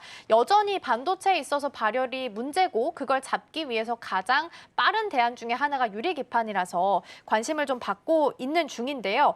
투톱이 어찌됐든 간 자리를 좀 잘 지켜주고 있는 상황이고 삼성전자도 6만 원 선은 계속 지지를 해주고 있는 상황이니까 유리기판까지 좀 힘을 다해줄 수 있을 있을지 궁금하긴 합니다. 일정 앞둔 상황 속에서 JNTC는 오늘 강보합 정도로 흘러가고 있거든요. 유리기판 다시 한번 볼 때가 좀 됐을까요? 네, 유리기판은 순환매 시세가 좀 재차 좀 이어질 수 있는 부분들, 특히나 JNTC에 대한 시제품 출시 부분들은 어느 정도 일정에 대한 기대감들을 반영시켰다고 볼 수가 있겠습니다. 다만 전략이 좀 중요할 것 같은데 SKC 앱솔릭스가 올해 하반기부터 엔비디아양 공급 물량들을 일부 좀 확정을 하고요. 네. JNTC의 경우에는 국내 최초의 유리기판에 대한 양산 체제를 좀 구축하다는 관점. 다만 이제 향후에 타깃이 좀 될 수 있는 부분들은 뭐 엔비디아 향에 대한 대규모 물량들보다는 저는 하이퍼스케일러 향에 대한 공급 물량들을 재차 좀 가져갈 수 있는 부분들을 네. 특히 좀 주목해 본다면 사실 유리기판을 현재 좀 상용화해서 이런 틈새 시장을 좀 공략할 수 있는 기업은 사실상 뭐 JNTC를 좀 제외하면 국내에서는 없다고 봅니다. 일단 뭐 대형 고객사들을 좀 타겟으로 하고 있는 뭐 삼성전기라든가 네. LG노텍도 현재 뭐 해당되는 어떤 파일럿 준비를 현재 좀 구축을 좀 하고 있는 그런 단계이긴 하지만 JNTC의 경우에는 일단 이 하이퍼스케일러들을 좀 타겟으로 할 수 있는 유리기판의 양산 체제를 빠르게 좀 가져갈 수 있는 중소형주 종목이라는 관점에서 저는 사실 뭐 2만 원대 미만의 구간에서는 JNTC는 재차 관심 있게 좀 봐야 되지 않을까. 전체적으로 이 하반기 내러티브가 좀 좋은 SK 앱솔릭스의 양산 본격화 가능성들 내지는 해당되는 어떤 이 고객사 향 네. 어떤 이 수주 성과들 이런 것들이 좀 더 구체화가 좀 된다면 전반적인 어떤 낙수 효과로 좀 이어질 수 있겠고 향후에는 SK, 삼성, LG로 이어지는 밸류체인 안에서에 대한 수급도 주목을 좀 해봐야 되지 않을까라고 좀 판단해 보겠습니다. 그렇군요. JNTC를 굉장히 긍정적으로 좀 말씀 주셨습니다. 양산 체계가 또 빠른 종목 중에 하나다, 중소형단 중에 하나다라는 말씀 주셨고 2만 원 밑에서는 항상 긍정적이다라는 이야기도 같이 주셨는데 오늘이 19,370원 정도고 강보합입니다. 다만 이제 캔들상으로는 약간의 이제 음봉으로 그림이 좀 그려지고 있어서 종가 때까지 어떻게 흘러가게 될지는 조금 더 지켜보시면 좋겠습니다. 자, 유리 기판까지 잘 체크해봤고요. 대표님과는 여기서 인사 나누도록 하겠습니다. 오늘 말씀 고맙습니다.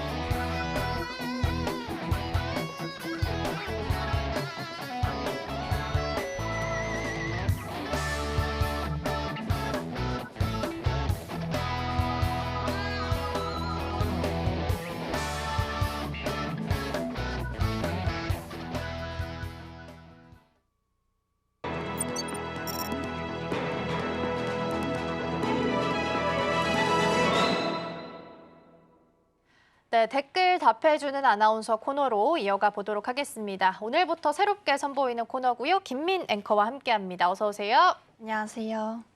네, 오늘도 키워드 준비가 되어 있고요. 먼저 오늘 첫 번째 댓글부터 함께 만나보도록 하겠습니다.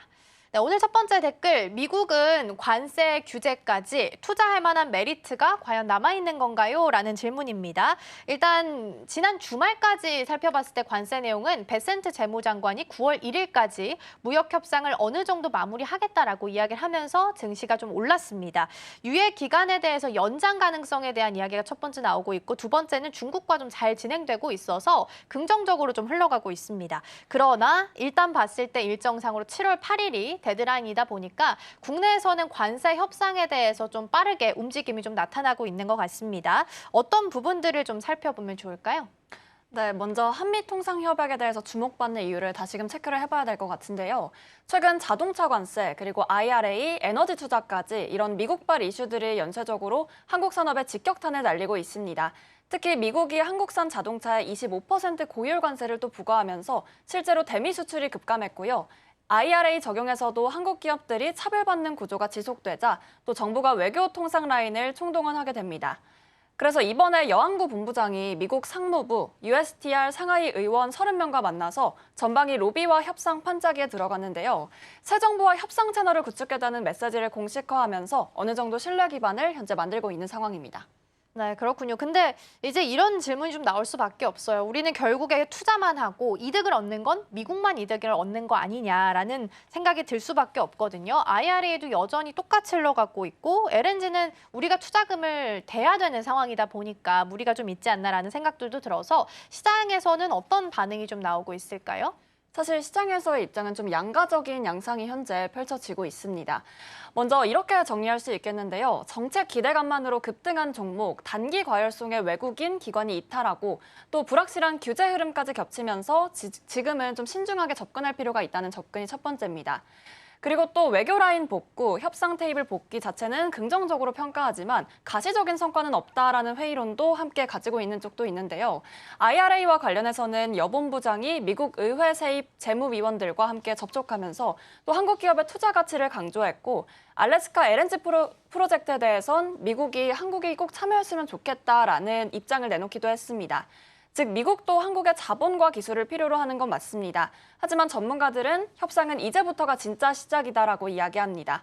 관세 완화, IRA 보완, 그리고 에너지 조건 협의까지도 아직 확정된 건 없고요. 모든 게 정치 일정과 그리고 미국 내부 변수에 따라서 출렁일 수 있다는 게 현재 상황입니다.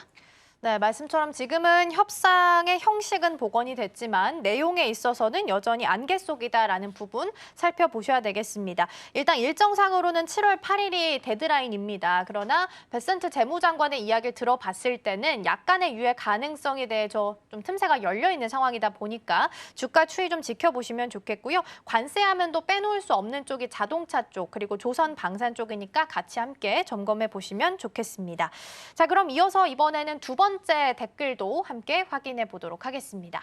네, 두 번째 댓글은 이거 진짜 라인 제대로 탄 거 아니야? 인데요. 라인을 제대로 탔다? 어떤 의미가 담겨 있는 거예요? 이번에는 좀 종목적으로 넘어가서 말씀을 드릴 차례인데요. 이 라인 제대로 탔냐의 종목은 두산 에너빌리티입니다. 이 에너지 수출이 거의 모든 라인업, SMR, LNG, 그리고 가스터빈, 해상풍력까지 커버하고 있는 대표적인 에너지 수출 플라인 기업이죠. 올해만 해도 이 베트남에서 관련된 내용들이 함께 이어지고 있는데요. 또 최근 북미를 겨냥한 가스터빈 생산 라인 확충 등 굵직한 뉴스도 함께 이어졌습니다.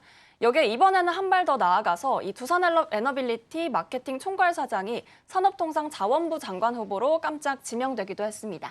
이와 관련된 내용 조금 더 설명드리자면 이번에 이 이재명 정부가 에너지 정책에서 어떤 그림을 그릴 수 있는지를 보여주는 케이스라고 할 수 있겠는데요. 사실 이 김 장관 후보자는 기재부 출신 관료였지만 2018년부터 민간으로 옮겨서 두산 에너빌리티에서 마케팅과 글로벌 수주 전략을 총괄했습니다. 체코 수주 26주 수주 프로젝트, 그리고 SMR 및 가스터빈 구출 구조 설계, 그리고 최근에는 알래스카 LNG 프로그램의 한국 참여 가능성을 미국이 언급한 협상 라인까지 함께 연결이 돼 있는데요.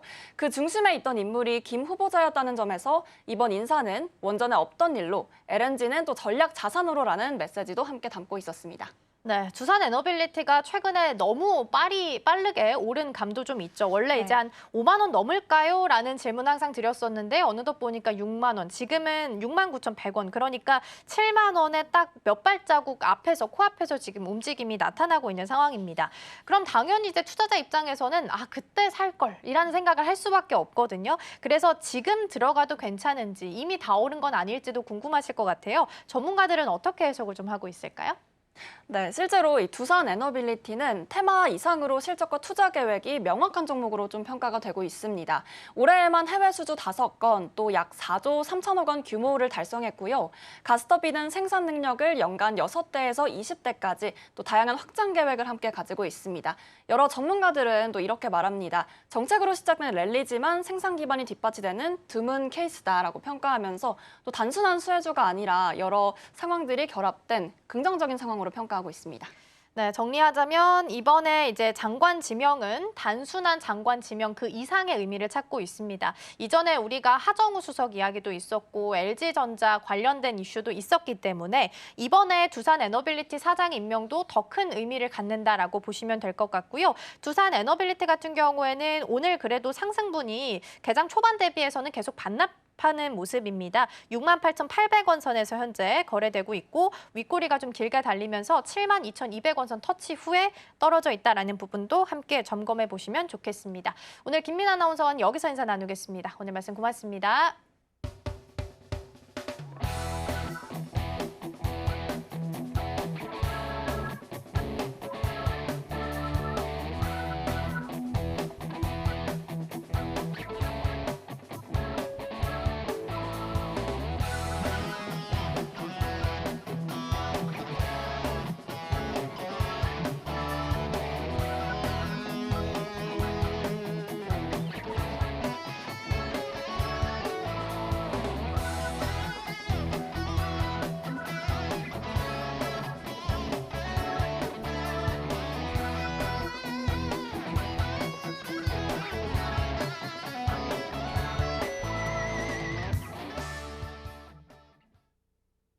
네, 오늘 양시장은 엇갈린 흐름 보이고 있습니다. 환율이 크게 오름세를 시현한 건 아닌데 그럼에도 불구하고 일단 현물 시장에서는 좀 빼고 있는 분위기가 나타나고 있습니다.